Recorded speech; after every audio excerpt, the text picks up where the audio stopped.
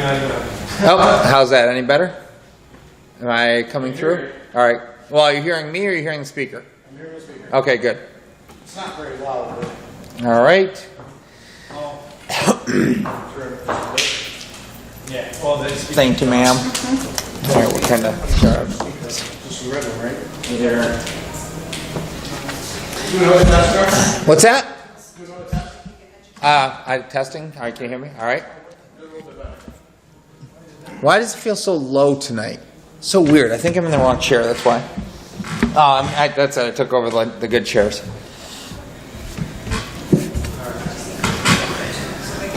Because we're building, they talk about tables that come in like this weekend, because it's next week. Oh, do you? Perfect. So you're going to go from your monologue directly to her? Okay. Yeah, we don't even need us tonight, as long as we can. Yeah, I mean, whatever we need to do to start the stream, I'm good with that. But you know, yeah, we're gonna just go with it tonight. It's gonna be the best show yet. Are we ready? Welcome to Udicci.TV. And I gotta tell you, I'm really super excited to be starting right now because primarily I'm not ready, so that's okay.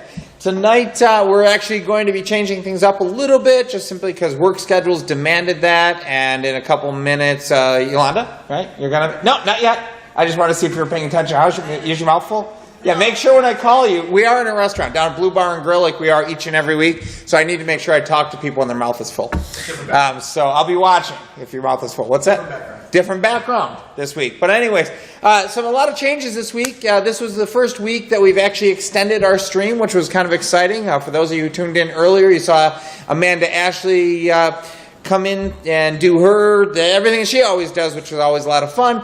Then you saw the introduction to a new episode or a new series that's coming up called Roundtable Leadership. That's going to be great for anybody in town who really wants to pursue being a leader, thinks they're a leader, wants to strengthen their leadership skills, or whatever that means. You're going to be starting Roundtable Leadership here in a couple of weeks. You met Peter Rios tonight, and now we're going into, obviously, our Thursday Night Social, followed by Real Talk 360, and who knows what's going to happen after that. So with that, a few changes, which simply means this. We just simply aren't prepared, and I'll be honest with you. But that's okay, because I know what it is that we're talking about tonight, and it is visualize. And there's good reason that we're talking about visualize, and it is because Tag is going to be joining us again in our segment, and we're going to be talking a little bit more about what he mentioned last week there, and the goals that it is that he wants to accomplish. And we're going to try to actually build that vision with him, because we believe that that's absolutely important. And when we talk about building a vision, when we're talking about personal growth or corporate growth or community growth, we have to have a vision for what it is that we're going after. And we have to be able to see it. We have to be able to believe it. We have to be able to set goals toward the direction to work into that vision. So tonight, I guess I'm going to just kind of talk to you about vision and how it is that you go about seeing maybe what it is you want and putting it in front of you and remembering that on a regular basis so that you can actually get out there and get it in your mind and make it real, maybe before it's even real. Start to feel what it is that you want to accomplish. And you know, you've heard people talk about putting the pictures of the goals up on your TV. So anyways, we're going to be talking about visualization quite a bit tonight. But because we are having a guest join us very early, I'm just going to scrap my monologue and just go ahead with that. And I am going to ask Yolanda to come on in. So, come on. Now, I understand that this is like a no-brainer for you. You're like national superstar, right? Oh, yeah, sure. Yeah, absolutely, absolutely. So, Yolanda smiles. Yes. Yes, I see that. Yeah. Yeah, I love smiling. You do? Yes, I do. That's good. Why? What is it about smiling? Smiles Entertainment. Yeah, that's the name of the company that I work for, Smiles Entertainment. But I love smiling because it just makes you feel more comfortable and approachable when you see someone with a smile than It's true. Yeah. And yeah, if I see my kids smiling, that means I did something wrong, and they're trying to make sure that I'm not ready. So, so you're on here tonight. We're going to be talking about shades of blue. Yeah, 50 Shades of Blue. 50 I didn't even see it. 50 shades of blue. Sounds not really sexy, but it's supposed to be, right? It's supposed to be like really, you know. You're right. Well, what I did was I took the, from the book 50 Shades of Grey, because the type of comedy I do is blue comedy. So we won't do none of that here because it's PG-13. But however, on this day, it won't be.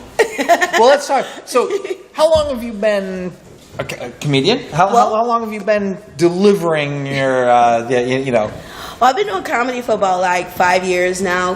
This October, I just started an all-female improv team called Lips, which is ladies improving, performing skits, and that's the featuring act of the show. We're actually letting everyone know that we are coming out, an all-female comedy improv team, which right now hosts of 5 women, and what we're doing is putting this together so that we can help benefit Kamina Allen Foundation. But like the whole start of my comedy career was at an open mic. Okay. One of my coworkers was like, "You're funny. You should try comedy." And I was like, no, comedy, no. But ever since then, I fell in love with it. Improv. Now, for those that don't know improv, explain what improv is. Because I've actually had a couple people who were in improv, and they're like, you need to get in improv. You have a lot of fun with it. And I'm like, I don't know about that. So explain a little bit about improv. Well, improv is basically on-site, online, right then and there. They'll give you a topic, and you have to come up with being funny right then and there. Like, you can't go home and create the funny. You have to be funny right on the spot. And improv, pretty much taking situations and improv in that situation. Say, for instance, someone knocks a glass of water on you what are you gonna do? Just, hey, make it funny.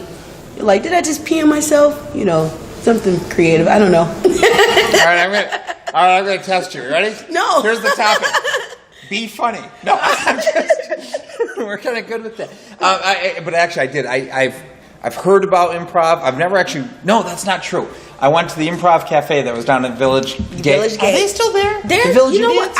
The Village Idiots. Village Idiots. Well, when I went there, they had remodeled Village Gate, so that little room that they had is no longer there. So I don't know if they're still there or probably moved somewhere else. But I'm pretty sure that they're probably last. Yeah, I'm pretty sure they're doing really great. And it was really funny because you got the people who have been doing it for a while, right? Yeah. And they're like, all right, here's the topic. It's a warm summer day. And the air conditioning is out. And a really good-looking woman is walking by, taking her clothes off, and you can't get out a locked door. What do you do? And all of a sudden, like, right. And you're like, yeah, exactly, right? And you got the people who really know what they're doing, and then you got the ones, because the Village Idiots were the students, they're like, I sit there. Right. But it was pretty fun. It is fun. Like, improv is so fun. Like, it's so creative. And, like, we play this game called Gifts. Like, I would pretend to bring you a gift, and I'll pass it to you. And, and you'll tell me what it is. I got to go tell people on Facebook. Hold on a second. This is going to be great. Right. And then, so basically, you'll tell me, like, oh, Yolanda, thank you for the flower pot. And I'll be like, see, I told you like flowers. And then you'll give me a gift, and then I'll make something up. Oh, by the way, we always do this. Let's do a little selfie, and we'll have to, like, kind of, hey, selfie time. Yay. All right, so, all right, we'll post that later. Improv, so that's going to be most of the night. Yes. Now, are you going to actually be doing any of your own kind of stand-up that night? Yes, because I'm hosting the show on June 22nd right here at Blue Bar and Grill. I will hope that everyone will come out and support this foundation, this fundraiser. Some of the proceeds are going to help them get, we'll go into more of that. Yeah, but anyways, that night, because I'm hosting, I'm going to do some of my stand-up. We have 2 national comedians that has been on Comic View that is coming, Marshall Brandon, and we also have top flight comedian from Philadelphia that's going to come in and do stand-up. And then we also have like I said, the improv lady is going to be doing skits throughout the show. So it's going to be a phenomenal show. So just little in out kind of stuff going on there, which is really, it should be a lot of fun. It's going to be fun because the night, it's like, I was talking to the owner of the place, Gail, and I was telling her that we wanted to make it a night of fun. So we're starting the night off on the patio with a live band with soft R&B music, with appetizers, and everyone's going to be in all different 50 shades of blue. Whatever blue you look good in, please come in. And we're going to have a good time. We're here, so 50 Shades of Blue. 50 Shades of Blue. So you can pick any 50 shades that fit you. But of course, it's PG-13. Not quite. No, not it's quite. rated R. All right, it's gonna be rated R, so no kids under.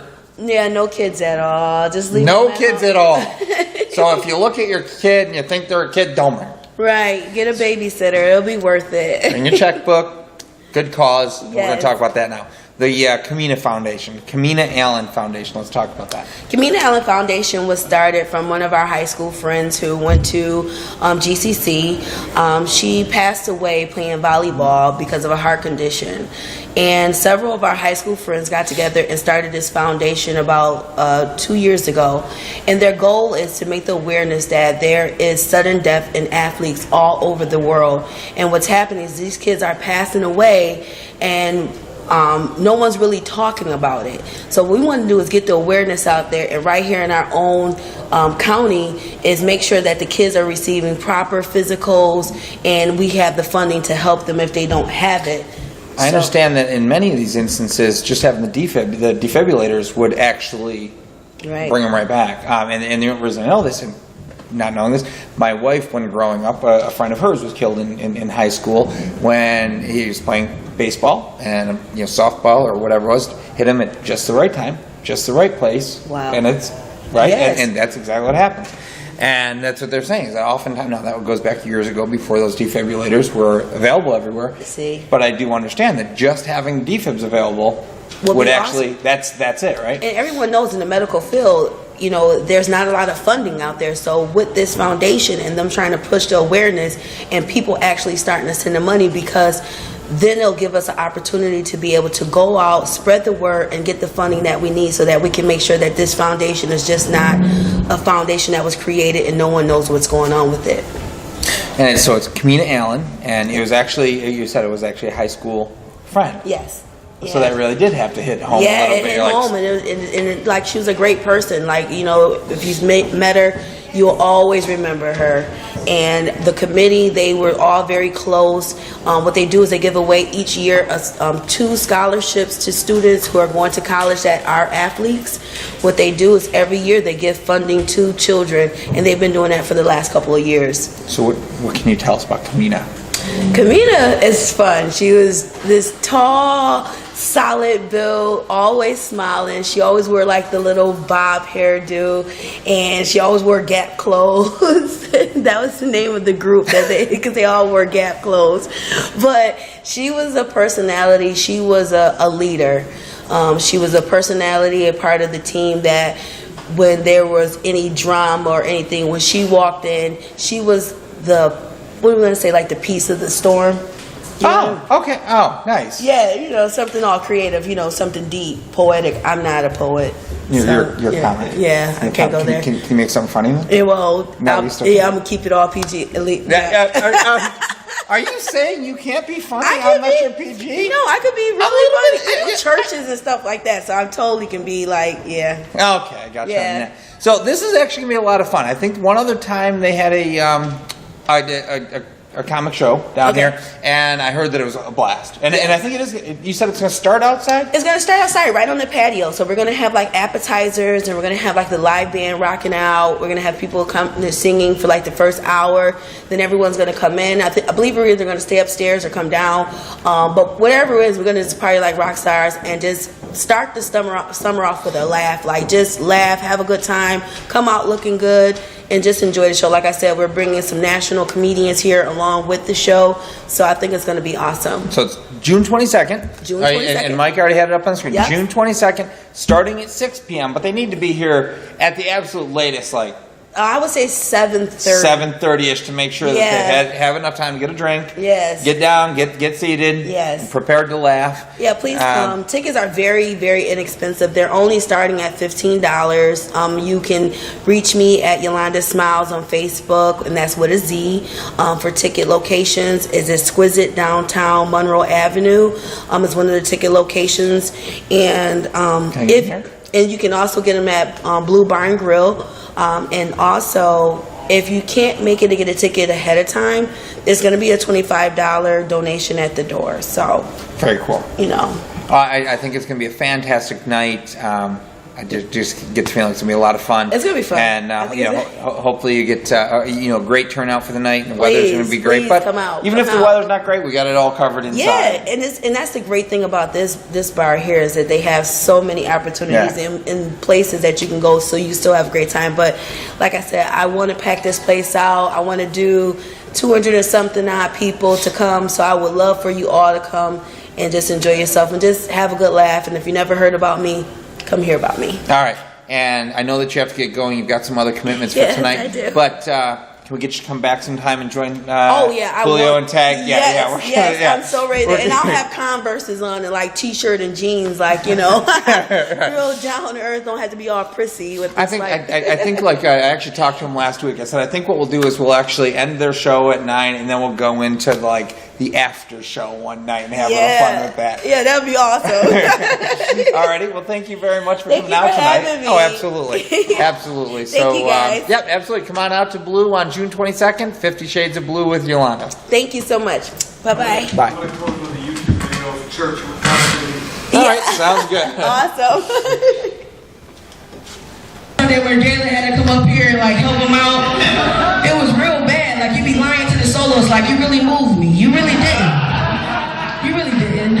You be looking at each other around the church like, ooh, Jesus. Glory to God. Somebody go save you. And then the real good solos when they close their eyes and it's real bad, they be woo. You be like, ooh. He was trying to catch that note. That note was gone in his spirit. It was real bad. And he was like, somebody come help me. And nobody kind of moved. They was like, I don't want nothing to do with that. I don't want nothing to do with that. Or better yet, when you get, and you have this sometimes, not here at this church, but you go to some churches who don't visit churches, and the pastor don't really deliver the sermon, that great. You be looking at each other like, when he about to get off? You give each other that look like, oh, the word wasn't that good.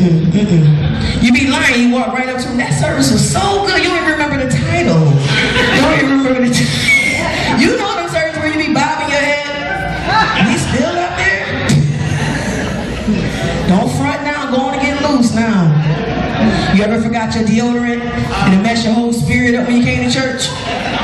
You don't want to move too much. Your armpits sweaty and the pastor be like, raise your hands. You be like, I really want to be obedient right now, but I might knock you out.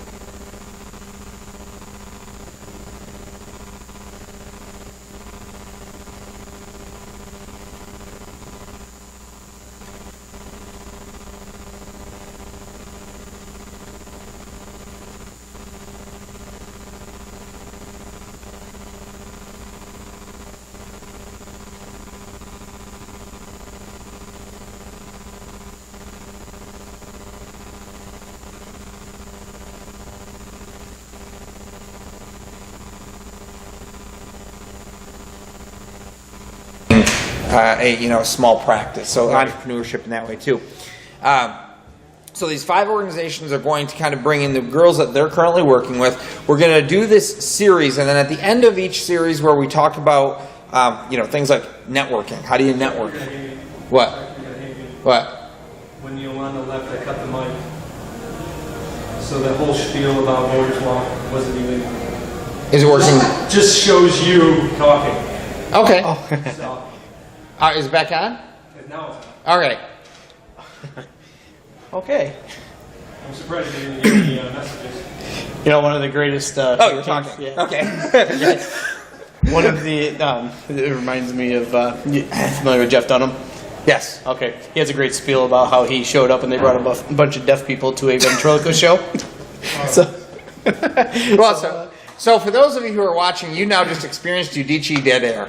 That's a great thing. Let's just call it Udicci Air. It's a new airline that we're launching tomorrow. It's great. Get out of here. Buy your tickets today. Go to here, pay, and we. All right. So coming back to the voters walk, just because we were having a lot of fun when it was quiet. Yep. That was some good stuff. That was some of the best material we ever did. That's too bad. Hear me. That was too bad. That's the best one. There she is, and there we are. And what are you just like playing back and forth now? Are we still live? Yeah. Are we still anywhere? Yeah. He's listening to find out where that cut I off. was figuring out why. It's because I played the YouTube video and I cut the mic. All right, so we're okay now, though. Yeah. All right, so. All right. Kill the video. So coming back then, I guess I'll just kind of reiterate the voters walk thing, because I think it's important to hear. Wait, so none of the CEO stuff was on None of the CEO stuff was on there. Okay, we're good. All right, so recap. CEO radio, cross country, now be UD. Anyways, we'll get that's a piece. But the voters walk piece, we'll come back. We'll get more information about that, I guess. Before we present it again. And present it again, we'll get that. That'll make some sense. But anyways, the voters walk, coming back to that, is the group of women that are over in the Susan B. Anthony district in Rochester. And the voters walk, the mission, if you will, the goal of their organization is to encourage entrepreneurship and citizenship for young women. They want to kind of promote, obviously, the growth of young women. They want to kind of get them involved in the economy, but they also want them to understand what it means to be like a citizen in those areas. So they have, they have like relationships with just a lot of people, but they have specifically 5 to 6 different organizations that they're thinking about right now that they've already identified that will want to be a part of this series that we're going to be doing with them and beginning this in August.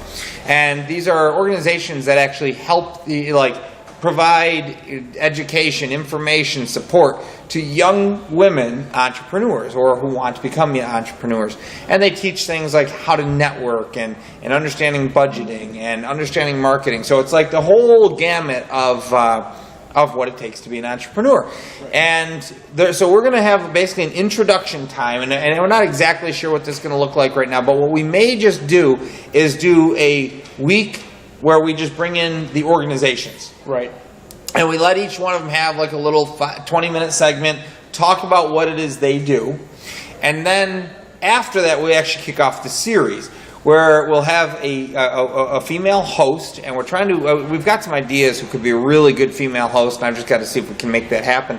And she'll come in and kind of facilitate different topics for these young women and have the support of the organization so they'll be able to talk through that. So we've got a few kind of segments outlined and what that's going to look like. After each of these, and this is like going to be a long thing that's going to happen, but after each one of these, we're going to go into a citizenship series. And the citizenship series is going to talk about what's involved in being a citizen, right? Why we go out and collect signatures, why it is that we why the political parties act as they do, why, right? All the stuff that we don't see behind the scenes. And we're not making it partisan, we're making it educational for them, right? And so one of the things we're talking about is like Maggie Brooks, Louise Slaughter, Lovely Warren, Kirsten Gillibrand, the senator. Yep. These are all women who are already currently involved in some capacity with the Voters Walk. They already have connections to them. So they're very much interested in getting these political figures in and understanding that it's not meant to be a political forum, but simply as an outreach to the young women. So that'll be some of the stuff, and we're going to go right up through through the elections. Right. Then we figure we're actually going to do after the elections. We'll do some so this is what happened in the election, and we'll talk about the election side of it. Very again, not like political in nature, but from a very almost sterile look, right? But an informational look. After that, and we're looking possibly in December, we're going to be doing what looks to be a 2-day conference. And it's going to be a 2-day conference of all these different organizations in town, in the city, and these organizations that are a part of it. And we're going to be holding like seminars for these young women at this conference that's going to be going around. And we're going to try to get some keynote speakers in there for the women. Right. And we'll be streaming live the key seminars that are going on for that conference. Fantastic. Yeah. And then we're looking at possibly doing one more thing into March, which is interesting. Like around March 8th is the day that women have to work to in America for free to equal the current gap to men's pay. Huh. So it's about a month. It's 2 months, 8 days to make up the difference that income gap thing. And they have this kind of thing that goes on around March 8th, which is this income equality day. Okay. So we may follow it up 2 months later with something else like that. So I'm really looking forward to that. I think it's going to be a lot of fun. And educational. About time. Holy cow. I'm sorry. That would be tag. Yeah, so I think that's going to be a lot of fun. I think that's going to be super cool. Going to have the perspective of young women. I think that's super cool. And I'm trying to think, like, I know they're all about doing young women, but I'm wondering, could we do something in parallel maybe with Mook and those guys? Like, start doing something for young men. We got to get that involved, and I don't want to infringe on one another. Right. But kind of like, there's got to be a way we right to the young children, right where we need to go to start making a difference in our future. So I was really excited about that. That came up this week. We got to talk about RWM. What's that? RWM. We got to talk about, because that's a week away. Week and a couple days. Yeah, right. I forgot all about the expo. that. So go ahead. So we're going to be doing the. Are you ready? Nice to see you can show up. Yeah, right. They took forever. Yes. It took 10 minutes. What a whiner. 10 minutes. They spent 9 of those minutes flirting with me. The other ones to serve me. Can you blame them? You know, you got to. All right. I mean, at that point, you got to tell Jared to stop flirting with you. All right, RWM. RWM. The Rochester Women's. Huh? Oh, I thought it was a little slant that you were using. Are you coming out? You want me there? Rochester, what? Not yet. Rochester Women's Magazine. Oh, yeah, I'm coming out. Yeah. The health and wellness. It had women on it. Yeah. Anyways, so yeah, the Health and Wellness Expo. June 21st, right? June 21st, Saturday. MCC. 10 so till a week from this Saturday, 10 till 6. Yeah. At the MCC campus. MCC in campus. Rochester. Yep. And we're going to be one of the sponsors. We're going to be streaming live video of the vendors. Hopefully 50 of them. 5 minutes of fame. What we're offering to any of the vendors that are out there who want to actually just get their message out, get a few minutes on social media, something that they can clip and share, and kind of like a little added. This is something that the Rochester women worked out with us. You 5 minutes of fame. Just go out to Udicci.com/RWM/engage. Let's do that again. Ready? Udicci.us. If you don't know how to spell Udicci, look up in your right-hand corner. Yeah. Udicci.us/RWM/engage. And that'll take you to a sign-up form for your 5 minutes of fame. Yep, just sign up there, and we'll get you on the cameras while we're out at RWM. We get free promotion for you on that side. Yep. So very cool. Yeah. All righty. So with that, then we're just going to go ahead on to our primary segment of the night. The only reason we're actually here, the man, the myth, and the legend is going to leave, and that's going to be Tim. And Tag's going to join his place. And he's lost. Are you? Leave that there. Bring your glass. Leave that. There you go. You're such a damn bully. I am. Cap it off. I just want to make sure who you. Yeah, I know. He'll take it off. I see you can make it. Oh, we're here. Yeah, well, I'm sorry. Yeah, this is a little change for the night. I don't like change. I know. So, yeah, you guys weren't here earlier. Tonight we actually did our. Today was the first time that we actually. We streamed afternoon cocktail today.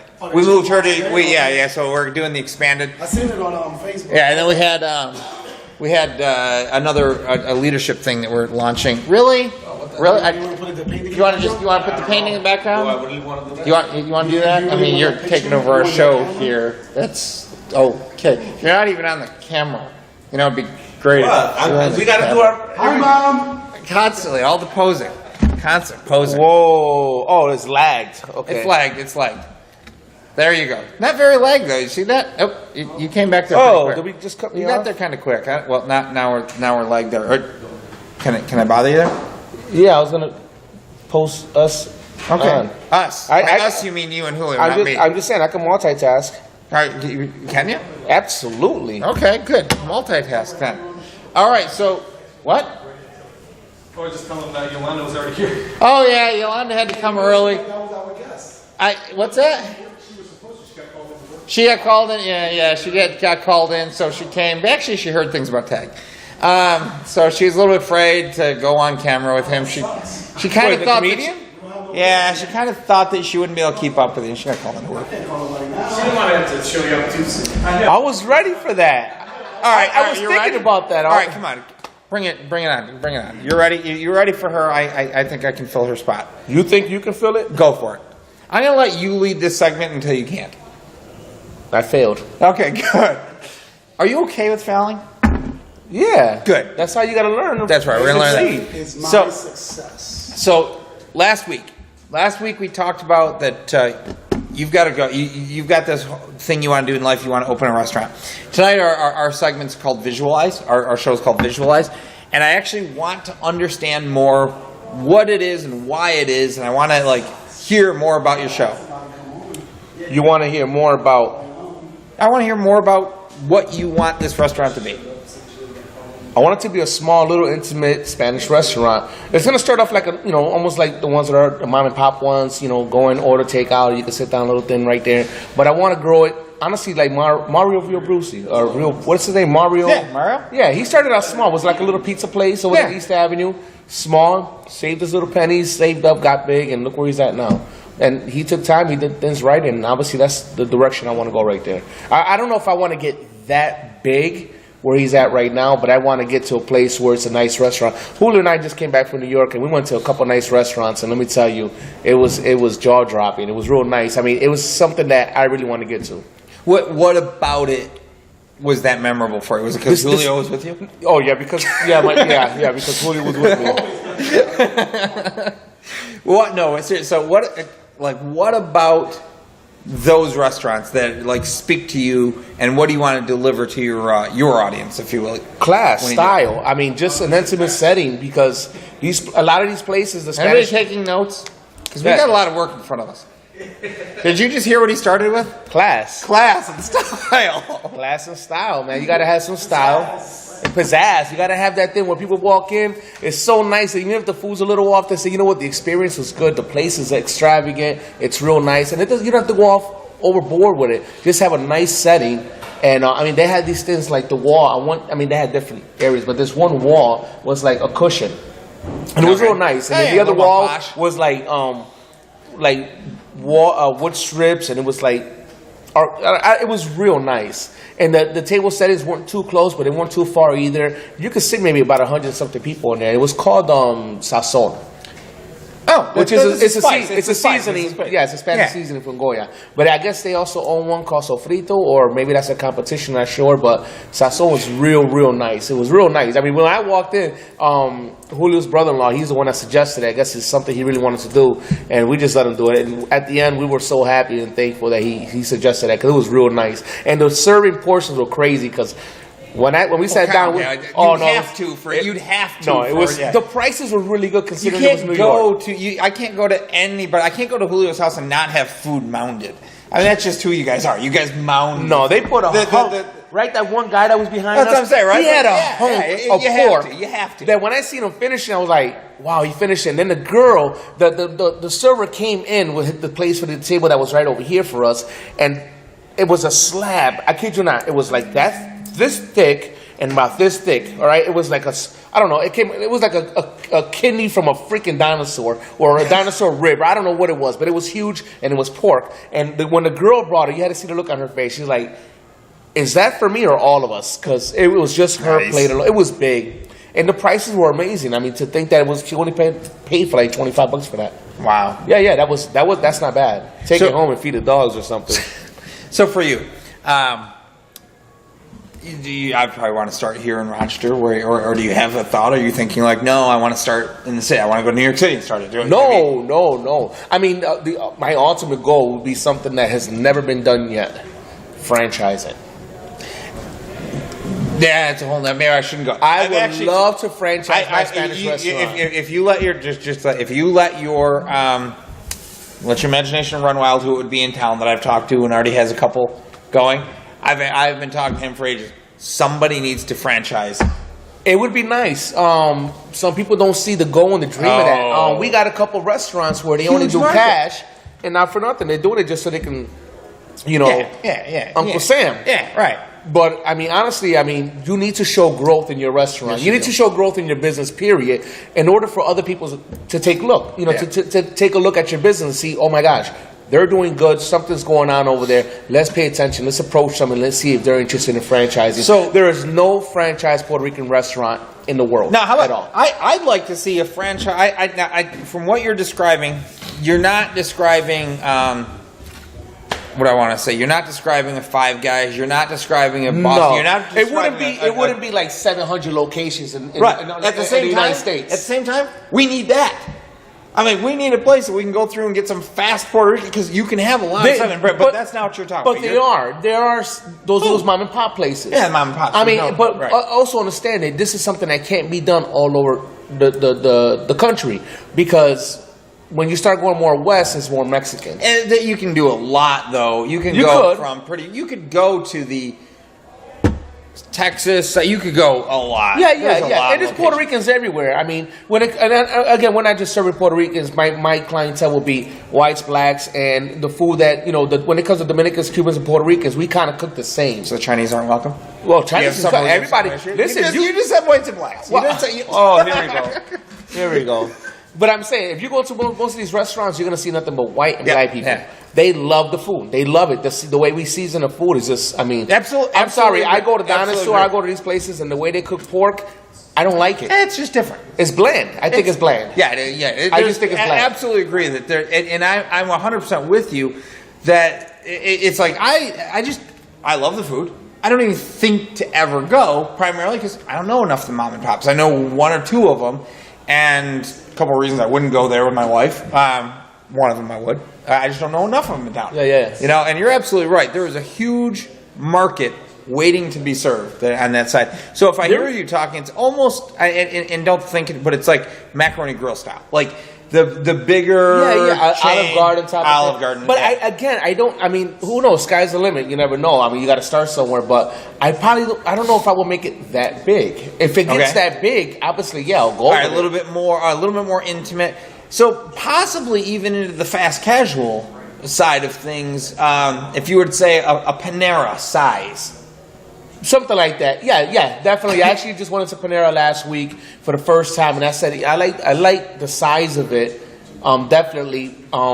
It's not too big. It's not oversized, and it's not small. You can spread the tables out a little bit, and you can add tables. And I look at all these things when I go to restaurants. It's my dream. You gotta keep it in mind and just look at how people succeed and how they failed. So and you're not smart. The one thing I got to make sure that I do and everyone does is network with other business owners. That's right.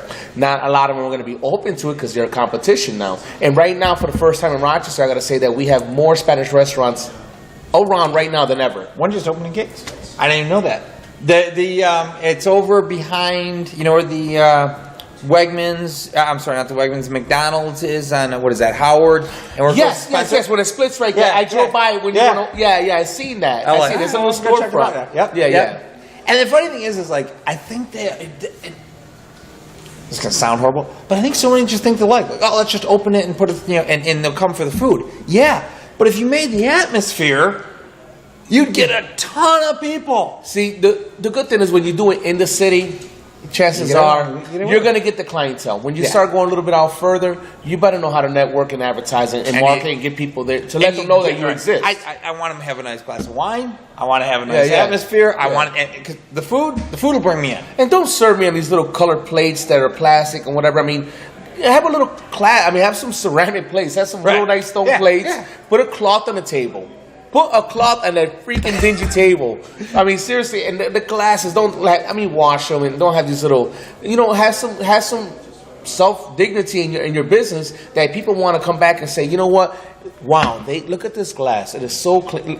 Look at the dish. Look at the silverware. Details. Yeah, I mean, people care about that. Absolutely. The one Dominican restaurant, club we went to, because we went clubbing on Sunday night in New York City, and we went to the Dominican district, should I call, Washington Heights, and we went to the first place. It's a strip right there of all these bars and restaurants, and one was called Mama Juana, which is a Dominican drink. It's like moonshine. And you know what I really liked about it the most? And that's the place where they served me $15 for a drink that was so watered down. It was expensive, but you know what I didn't like about it? The bathrooms. Now, they have these little small cubicle bathrooms, single. There's no sink in there. It's just a toilet. And it's You wash your hands in No, the hold toilet? on. Hold on. Let me explain. It's an area where the bathrooms are. They have maybe about 7 to 10 stalls, and there's a sink out there that everyone shares. So a guy or a girl can use the bathroom. But there's a person there, giving you a napkin. You got the colognes or whatever. But they have a person going in there after each and every person, making sure that it's clean.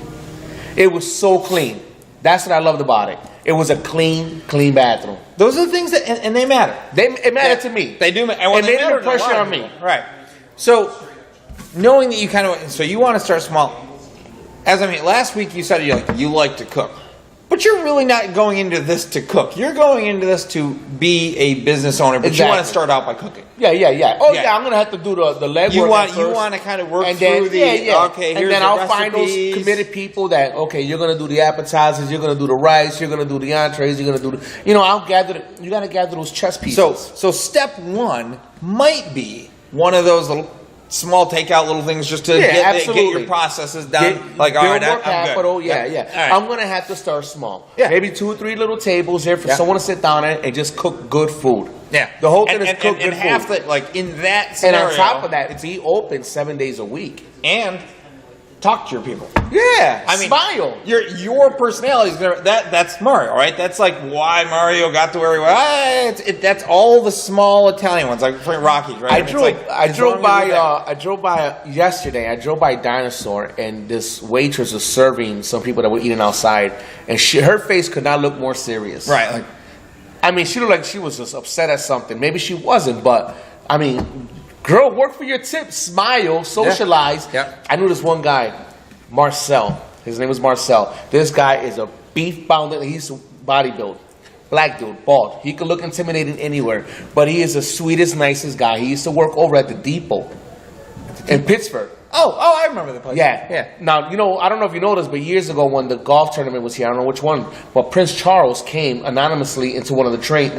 Yeah. So they hired this, they got a special guy named Lewis to just, cater to him. But the place got some very important people. It's very pricey. Okay. There. So he used to work there, and people used to come in and they wanted him to serve them. This guy, Marcel. There you go. Because he was sociable, he was nice, they loved him. If he wasn't there, they would go somewhere else. And that's it. That's like your own personal brand. Yeah. Right? It's like that's when you take your job seriously. Absolutely. That piece of it. So a couple things. Do you know how to draw? Do you know anybody? Could you, or how about even this? Why don't you start collecting some pictures online? What kind? Like what you want it to look like. Start getting some. Oh, I know what I'm going to do. Absolutely. I already know. I'm going to put old pictures of Puerto Rico, back in the 30s, 40s, and 50s. That's what I'm going to put. Some old classic pictures. Which is great. It's in your mind. We need to see it. Go, start finding stuff so the rest of us can see your vision. I can send you pictures. Good. Let's do that. I can send Start you looking for vision. That'll be for the opening restaurant. But when I get to that next level, it's going to be more artistic and more gallery. So let's create 2 kind of catalogs, right? Yeah, one is step 1. How about the first goal? We'll put some pictures with the first goal. There's a restaurant in Clinton. They actually did very good for themselves. It's called El Pilon, which is Yeah, I know. Okay, so the pilon is actually like this cup thing that you actually put veggies in there, and that's how they used to make sofrito. They used to mash up all the vegetables together and grind them up down to a puree.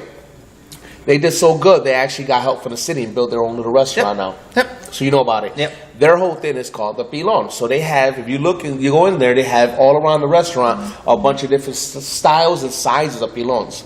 That's cool. I like that. Yeah. They're living up right up to Yeah. the name. Yeah. I mean, Yeah. they're building that brand, and that's cool. She's gonna be a good one in town. Yeah, I mean, right now, she's good, yeah, she's what's gonna be very good about them, even though they serve the same thing, and it's not one of those dining restaurants, even though they got tables and chairs, is that even though they serve the same stuff every day, it is consistent. And It is that's the huge thing, consistent. is You can't say I was there last week and it was better. I don't know who was cooking. It was better last week than today or whatever. It's been consistent for years, and that's very key. So let me ask you a couple questions here as we're closing up. So you have the vision, you're excited about the vision, and you know that's the direction you want to go. Why? Why is it important to you to achieve this? It's not just a personal goal. It's something. Now, let me tell you. You asked me if I know how to draw. I've been drawing since I was a kid. I've been making music since I was a kid. I know how to cut hair. I've been cutting hair since I was a kid. Why? Because I got tired of other people. I got tired of going to the barbershop, waiting an hour, 2, 3 for a haircut and pay $20. When one day I was in my bathroom when I was living with my mom. I was a teenager. I called my brother. I said, Alex, come in here. He goes, what is it? I go, you're going to help me cut my hair. Him and his buck teeth. He was so happy. He was like, oh, we're going to ruin you right now. But I learned. He helped me with the mirror, and I started doing it. And I started cutting all my friends' hair, and eventually I got really good at it. I never took it serious. I never went to a barbershop. But, you know, when you want to, it's adversity. It's like when you see a roadblock, you say, you know what? I'm tired of paying someone else to do this. I'm going to do it myself. One thing I learned, it was cooking. It's not something I wanted to do. What happened was I've always been back and forth from my aunts to my mom's, back and forth, being kicked out, being taken in, whatever. My life was Uncle Traveling Mac life, whatever. So I was staying with my aunt, and she's a hard worker. She's been working at General since she was 16. She's like 52, 53 now, okay? And she's a hard worker. She works overtime, 2 jobs in General, hard worker. So one day I wanted to help out around the house. I said, let me cook for her. I figured I grew up watching my grandmother, my mom, my aunt, watching all these people cook. Can't be that hard, right? So I figured I seen them do it. I know the ingredients. Right. So I started to cook my very first pot of rice. Things didn't start looking so good right away. All right? It got so bad. I started calling my mother. My mother and I had a little fallout, so we were just rekindling, and she was at work. I said, Mom, it ain't looking right. Help me save it. There's a way to save the rice. If it's a little too wet or a little too dry, there's ways to save it. You really could save it. So she helped me try to save it over the phone. She goes, Rick, throw it out. It's just that bad. So we always had a family dog. We always had a dog in the house, always. To this day, I got 2 dogs, boxers. You know dogs eat everything. Yeah. They wouldn't eat your rice. They'll eat their own crap. They eat everything. They'll vomit, eat their own vomit. Dogs are very disgusting. They have this immune system that keeps them alive forever. I took the pot of rice, I put it in a bowl. The dog looked at it, smelled it, looked at me, and I kid you not, he gave me this look like saying, F you, you eat it. I kid you not. I remember this like it was yesterday. He looked at me like, F you, you eat it. I'm not touching that. That's how bad my first pot of rice was.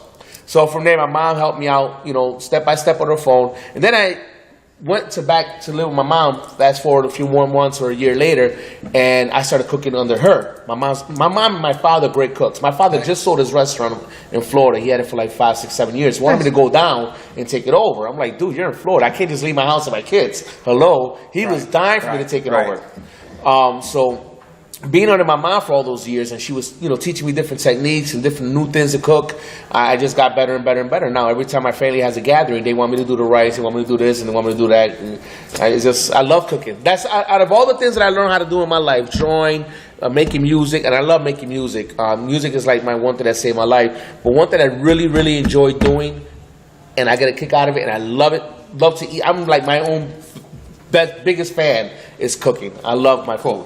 So, is that enough? I mean, when do you want to open your first place? Oh man, capital first, man. I mean, No, but not really. I would like to do it honestly next year. Next year. All right. Next year. Because that's the thing. So one of the things, like when you say capital first, everybody always looks at the obstacle first. Yeah. Right? And it's like, no, we set a goal, we create some plans, and okay, what do we need? Well, first we need to know how much that's going to cost. I mean, how much capital? If I were to say right now, here's the capital. Well, obviously I need equipment. Right. I need Some the equipment. fryers, I need the stoves, I need all that stuff. And most likely I'll go into a place that used to be a restaurant, so I won't have to prep it so much. Yeah. And again, a small little place. So a little Small place. equipment. Like, do you have equipment list started? No, well, no, not really. I don't need one. I already know what I need. No, you don't. You gotta have a. You But have to have a good thing plan. is I'll buy the stuff used. I'm gonna tell you right now. If you go in thinking you don't need a plan, if you go into something thinking you don't need a I'm just saying, business I don't plan- have it written. I know what I need. I just don't have it written down. But Start yes, I writing know. it down. I know what I need. Start writing it down. I know what I need. I need some rotisseries. I need a couple stoves. I need some fryers. You have Excel? Yeah, absolutely. Create a little Excel sheet for now. Equipment list. Okay. Start with that, right? And we'll start putting that together. Then we'll start looking for pricing, Yeah. right? Start looking for locations, and so we'll set a goal like. There's a place over on North Street. They sell restaurant stuff. Yep. Used, new, whatever. Real good people over there. Real nice. Get your equipment list. We'll go shopping there one day, and we'll do a little we'll take some video of you doing it. No problem. So this is like the reality business, how the way it's opening. What's that? Extra time. He's trying to come up with somebody else to come on. So he's Oh. one extra time. All right. More me. Here it is. Here it is. Here it is. Huh? So yeah, that's all right. That's it. All right. And like I did the timing of that so perfectly. Now I have an extra 10. You guys should. Earlier. So what we actually need here, and we'll work toward it. We'll start setting some goals. You're saying by next year, we should probably look into maybe best times to open restaurants, like just some information to really set a good quality goal. But yeah, before we can set a date, I think we need to look at some capital. Yeah. Then we'll look at what it means to get to that capital. Yeah. And I know the lady from Pilon. She's a real nice lady. I met her. I can sit down with her and talk to her. She is so nice. Yep. I can sit down with her. I'm sure she will open up her book and say, "Look, this is what you got to do." Yep. Competition, not for nothing, is very healthy. Competition is Absolutely. healthy, and I'm gonna tell you how healthy it is. I don't know if you ever watch wrestling. You mean like Pro wrestling. WWE? Yeah. Let me tell you something. WWE's been around forever. This will be interesting. I want to see how we went from WWE. No, I'm gonna tell you how under- competition is very, very healthy for you. Okay. You went from No, Right. I'm gonna give you a good example. rice to dogs. When you have nothing to compete about, you have nothing to compete with. You never know what your next level is. I use the example time and again of you look at the basketball players now, like Jordan, greatest of all time.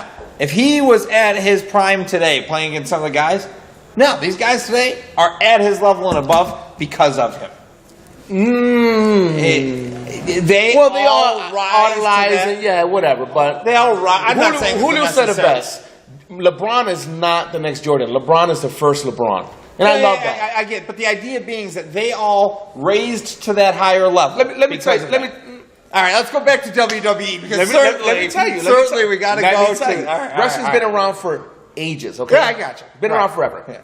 WWE was bought up by Vince McMahon from his father. Yeah. He bought up all the territories over that, and it was a deal that they made.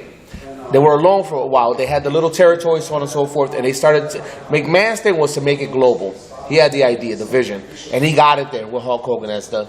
Yeah, All right, that was the big one. So then wrestling started going down, and there was the NWA over here, the National Wrestling Alliance. That's right. Which Right. got bought out by Ted Turner and was turned into WCW.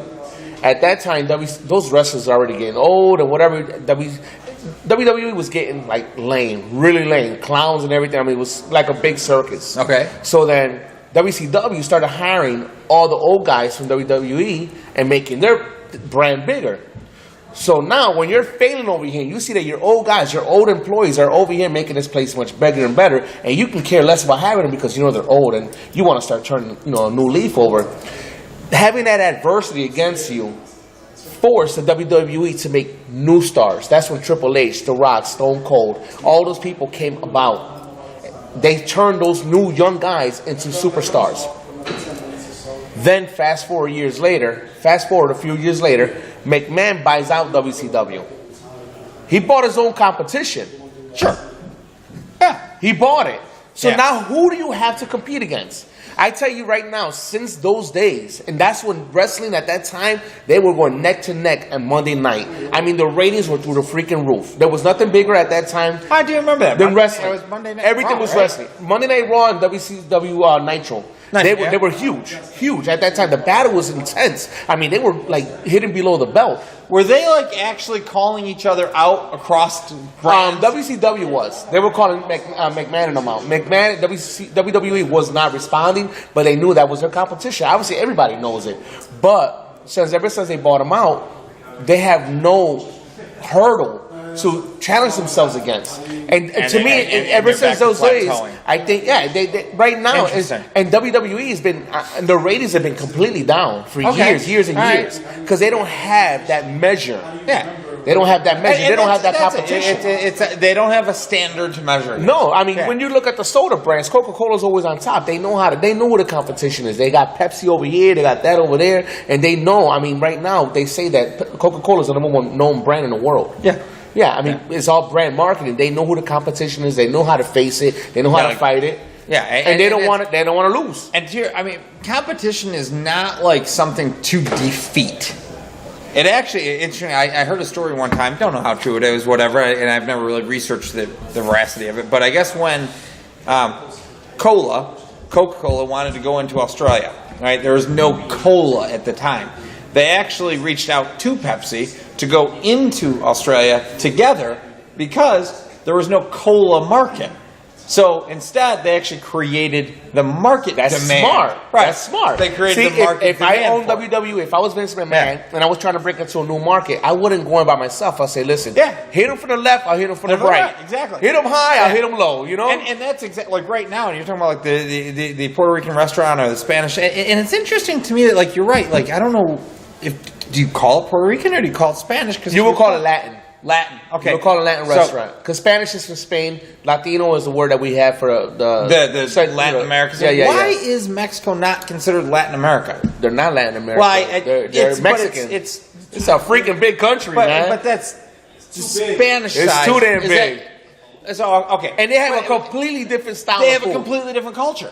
And a different style of food. Like Their food is different. Yeah, there's like we don't make overlap, enchiladas and stuff like. We don't make that. No, I know that. We make empanadillas. That's probably the closest thing we make to them. But I just think it's interesting. Our beans are way different. I guess I'd have to look at probably go back hundreds of years migration patterns to figure out why. If you ever really want to try different ethnicities, well, not ethnicities, but different Latinos and styles of Spanish food, go to Miami. Well, it's Dominican too. Miami, you got Nicaraguan, you got Peruvian, you got all types. There is a melting pot of Latin America down there. Costa Rican food, and a lot of it you're not gonna like. I eat Nica food, which is Nicaraguan food. They call it Nica food, and Nica food is. I'm sorry, it's not good. It's not good at all. I mean, you better close. Give it to your dog. He might give you that. F you eat it. And I didn't like it at all. But in the same idea there, though, like that, like just building the market, that's it with the Latino market right now. Yeah, there's already a demand. It's just what smells better though. Let's say you're walking on a strip of restaurants and you got the Italian restaurant, the Chinese restaurant, the Spanish restaurant. In a pizzeria, throw in a pizzeria, and you know how the food exhausts and it smells like good. My favorite pizza. But which one is gonna be like, what the hell? That smells so damn good. It's a Spanish restaurant. It smells the spices. It's the spices. It's the spices that really. I'm sorry. Even if you're full, it smells so good. It's like, you know what? I'm not hungry, but I'm gonna go buy something. Now, later. Had you added Cajun into that, you probably a lot better. Whatever, you can add them all in. I'm sorry. Yeah. I'm Puerto Rican. I was raised on it, and I still think it's the best smelling food out there. Yeah, no, it's the absolutely best is. There's something about that food that's. Are you like ready yet there, Julio, or are you still working? No, I mean, you kill some time because 25 minutes of our show's already accounted for. Well, I figured this was your chance to like step up. I always step up. Exactly. So what are we? Are you ready here or what? He's ready. He's waiting. All right. Well, all right. So you guys want to actually close this out, and then we'll get you guys going. What do you mean 25? Yeah, I know. She was. 25 minutes. Yeah. Introduce it. What's that? It's coming up. Real talk. Oh, Real Talk 360 coming up now. In just. In right after 3 this minutes. commercial break. 3 minutes. 4 minutes. 2 minutes. 1 minute. Quick break. Yeah, I was really looking forward to having her. I invited her back. All right, cool. And what I actually told her, I'm like, what I told her we'd do, because she definitely said that her comedy can get really bad. And so what we could do is like try to have you guys have some fun with her on your show. Well, I wasn't gonna do it today. Well, all right. I was looking forward to this. And I told her we'd close the show then we'd open another, and you just go much more raw. Yeah, no, I was the number one question I was going to ask is how do you go from talking about doing fellatio on somebody that's what she loves to do? How do you go from that to then going to a church and being able to provide comedy and not slip? That was my biggest thing. How do you not slip? You use a joke that you used last night that was really funny about yourself, and then you're at the church and you have to slip. Like, how do you? I like not that do music. You finally sent the music? Oh, I sounded like. Oh my I God! sounded like 10 tracks. Amazing! Wow! Put it up a little bit. Okay, we're gonna talk about that. Yeah, it's all royalty free. Well, we have to work out some contract negotiations. I guess. It's probably what we're gonna have to do. I'm a music business. I'm happy. Get him. He's got one. Let's go. He turned into a rap. Not today though. Not today.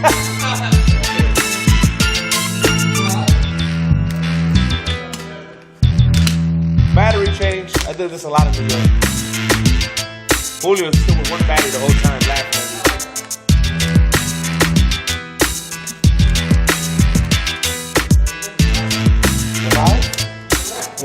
Where's our agenda? Live?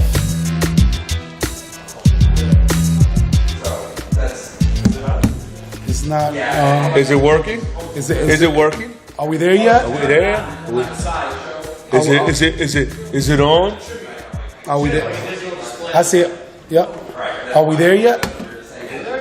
Are we there yet? So here we are once again. Welcome back. Real Talk 360, or as I called it on on Facebook. I called it what did I call it? I called it I can't show you because mine's loading up right now. What did I call it? I forgot. 'Cause I don't even stuff that I come up with. I don't even know how I come up with it half the time. It just comes. So I called it Talk en Serio 360. Talk en serio. Talk en Serio 360. Hablando I serio. changed. No, because I wanted Spanglish. So I put down Esta noche tune into el show Talk en Serio 360 con tu host favorito, July, Speaking English Jordan, and Ricardo, You Don't Know Snow. Oh. Tonight vamos a teach you cómo hablar Oh my Spanglish. gosh. real matado. Hashtag, you just went too far with that. Yeah, that's you know, you could do it whenever you want. So welcome back, Real Talk 360 with your host, July, Speaking English, Enrique Ricardo, I Jordan, love Lucy. and Ricardo, You Don't Know Snow, which for any of you that don't know, that's Nieves. Our Spanish-speaking audience, you know what that is. So, but welcome back, seriously. Hope everybody's doing good. Hope you're enjoying this mugginess that's plaguing us right now, which has actually been pretty good. You think it's mugginess? Oh, hell yeah, it's muggy. I mean, I don't know if you noticed, like, all those clouds. Usually when clouds and then, like, 75-degree weather mix causes mugginess. Have you been using your air conditioner at all? At night. Okay. Only at night. Why? Because I can't. It's only been 75 degrees out. No. So why? I love the heat, but I can't sleep in it. Because of the mugginess. It's not the heat, it's the mugginess. Even if it's just heat, I don't care what it is. I'll just come right off the shower and I'll go lay down. I don't even dry myself. I'll just lay down and I'm like, right, I gotta put the fan on. Too much information. Hashtag TMI. I don't want to know what you do when you get out of the shower, but I understand what you're saying. I turned on the AC today. I had to turn it on. I'm like, it's too. I turn it on to get just to chill it a little bit, and I keep the fan on. But to take out the humidifier, to take out some of that humidity, that's really what I care about. But definitely, welcome back. We got a lot to talk about, and I guess we originally had Yolanda Smiles was going to be with us, but now we're not smiling because we're not smiling. We're sad. Hashtag we're sad because all we have for entertainment is tag. So we're gonna have to do what we have to do. What's that supposed to mean? We're gonna have to do what we have to do. But so she's gonna be with us at a later time. She got called into work, which is it's the life. That's what we do. We gotta make sure we work to pay the bills, and then we do this as a hobby. So here we are once again. But we're gonna fill up the show. We're gonna talk a lot, mostly about the Fight of the Year candidate, which really is not considered the Fight of the Year because it was one-sided. But we're going to talk about. But at least it was exciting. Oh, it was. Mayweather's fights are not that. I mean, this last one was for his. For him. Yeah. And you know what I was noticing about the records that they have? Cotto has like, what is it, 30 wins and 36 wins and 30 knockouts or something like that. Mayweather's got like almost 50 wins and like 20 something knockouts. Yeah, because he's not a knockout puncher. He's not a knockout puncher. No, Mayweather's never been I mean, but he knockout used to be. He used to be that type of dude to just bam, hold that. Yeah. And now it's like, you know what? I'm just going to play and run around the ring, hit smooth. I'm going to use my accuracy, which is, there's nothing wrong with that. Absolutely. But his level of excitement, the highest it's gotten was the last fight.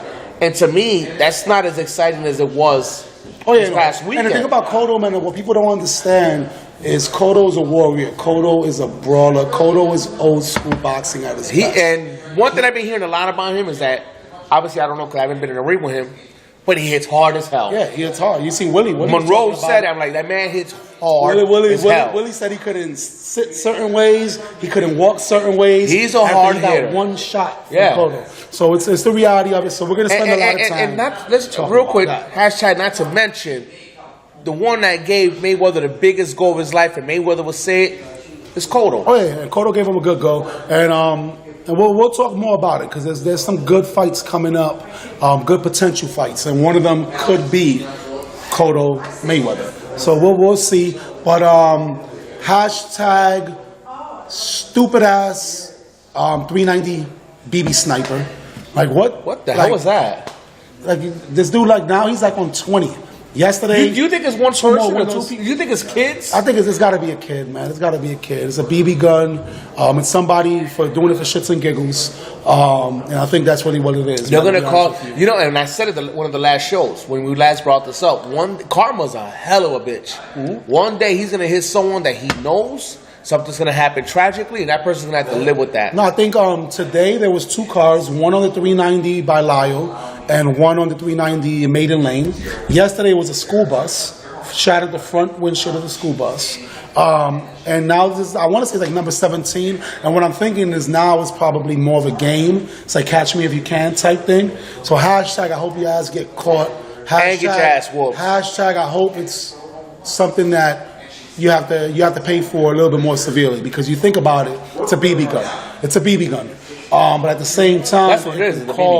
It can cause a lot more damage. It can cause a lot more than what you would think a BB gun would do. So it's stupid, man. I did a lot of stupid things. I know you did. We done some stupid things. Yeah.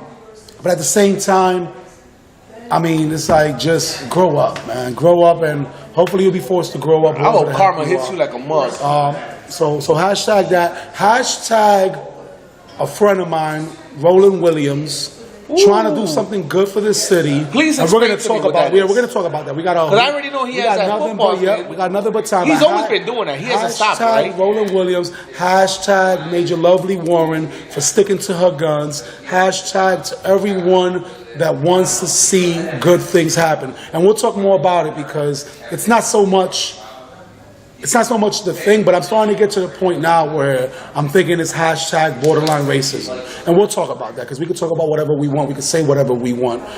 So we're going to talk about that because I think it's getting to the point where it's borderline racism. Because it seems like with certain entities, with certain groups, with certain individuals, if they're affiliated to other individuals, automatically everybody that really is not even caring about it has something to say about it. And that's the part that gets me. I can't wait to hear this. Hashtag to Peggy and Teresa for the work that they do. I just seen today earlier, Governor Cuomo is doing a lot of stuff to raise awareness for heroin use, heroin overdoses, and it's a lot of the hard work that they do that's making it so that it's getting notoriety. It takes a special kind of person to do that kind of work. Yeah, exactly. That's how I couldn't do it. That's how it works. And they don't get paid. I couldn't work in a hospital. And they don't get paid. Nah. You know, you would think it's not for profit. You would think those are the jobs that they get paid buku dollars, and they don't get paid that much to do that. So hashtag shouts out to them and to everybody that's out there trying to make a change within our community. We got to embrace that. Hashtag Rival. Hashtag we should do a show one day out of there. Oh yeah, we should. Just I don't know if we'll be able to do it though. Like we'll be able to do it to a certain extent, but we probably won't be able to show people. We could probably blur them out or just keep them off camera or something. Yeah, and just maybe have them talk. Yeah. Have them talk without really. We got to put a disclaimer. I would love, I would love to do that so that way people could see that. That'd be nice to do a show just for them. For people that have never experienced it, it's easy to say, oh, why don't they just stop? Why don't they just stop? You know, that's like for people who battle obesity, but why they don't just stop eating? For people that battle, you know, the complete opposite of that, why don't you just, you know, eat more? So there's a lot more to it, and I think a lot of people that are uneducated, that don't go through it, it's easy for them to say this or that. So hashtag to the people that are actually putting the work in. No doubt. Hashtag to the Rochester Hispanic Youth Baseball League, who started off last week with a parade down We Clinton couldn't be Avenue. there. We couldn't be there because obviously we were at the Kodo fight. But hashtag to them, myself and the Puerto Rican Festival Board sponsors. You're going to hashtag yourself. So hashtag You just hashtag the Puerto yourself? Rican Festival of Rochester. That's a first. Hashtag me. The Puerto Rican Festival of Rochester, for also doing a lot for the community, for doing a lot more than just putting on a show that lasts 3 days out of the summer, which a lot of people think that's all it is when they want to talk about the artists. Now that you think about it, the Puerto Rican parade in New York City, they don't have a festival. It's just a parade. There's a parade, but the individual, like the Bronx, has a Puerto Rican festival. Brooklyn has a Puerto Rican festival. What, like a one-day And event? Baguio, yeah, it's a one-day event. Yeah. It's a one-day event. Not for but nothing, man. We should be written to think about that. We should be very grateful. Even though back in the day it used to be a week long Yeah. and it was free, we should be grateful that we have 3 days full of entertainment. Oh yeah, No absolutely. matter who comes, at least we have something. Oh yeah, absolutely. Not only that, but the kind of work that it takes to put on an event. Everybody sits back and they get to enjoy it, but they don't see the amount of work that the individuals put to make something like that happen. So hashtag to everyone out there actually doing stuff. Hashtag to the Puerto Rican Day Parade in New York City. Oh, double hashtag that. For the stuff that they do. Thanks for the blisters and my aching legs right now. Bendito. He was, we had Tag walking a lot. Tag walked more in one I burned like 5,000 calories, in man. one afternoon. You know what I did when I got home? What? I went on MapQuest and I started to look at what we walked. It said 3 miles this way, but it doesn't count that we had to do this through every street. Oh, the zigzagging. All the zigzagging, you had to do it. It were blockades. You had to do this. Go up, come down, go up, come down. If you do all that, that was a good 6, 7, maybe 8 miles. No, we were walking. We were walking hard. And that's there and back. And we went back. And then we went back. So definitely millions of people out there, very well organized. That was my first time there. I didn't see no problems. I didn't see no fights. Nothing. I didn't see Nothing. anything. Maybe a Nothing. little bit of, aroma in the air. Oh, that's of about it. marijuana. Well, you That's can gonna get that at a happen. damn Fish concert. Yeah, exactly. But nothing out of the ordinary, no craziness. And to put on an event like that after what they went through, because they got investigated for misappropriating funds. It almost didn't happen. Yeah, it almost didn't happen. Yeah, For yeah. them to be able to pull it off, to have everything that was going on, and for it to be successful like it was, Mother Nature definitely did her was part. there at the top of the list. The weather was beautiful. Everything was great. So definitely hashtag the Puerto Rican Day Parade. Hashtag My first all time there. the Hashtag Puerto I had a Rican- blast. Hashtag all the Puerto Rican Day festivities throughout the country. Hashtag all the nationality events that people put on, because they all take hard work. And it's good to recognize, the Carrot Fest that they do here, the West Indian Festival. I they didn't do know in that the Brooklyn. Carrot Fest is already, 15 years or something? Oh, yeah, no, it's been on I didn't even know for a that. I thought maybe 7, 8, 10 years, but 15 years already. Dominican And they're Festival. bringing Maxi Priests. Oh yes, that's I gonna be love great. Maxi Priests. The Dominican Festival, they're doing their thing.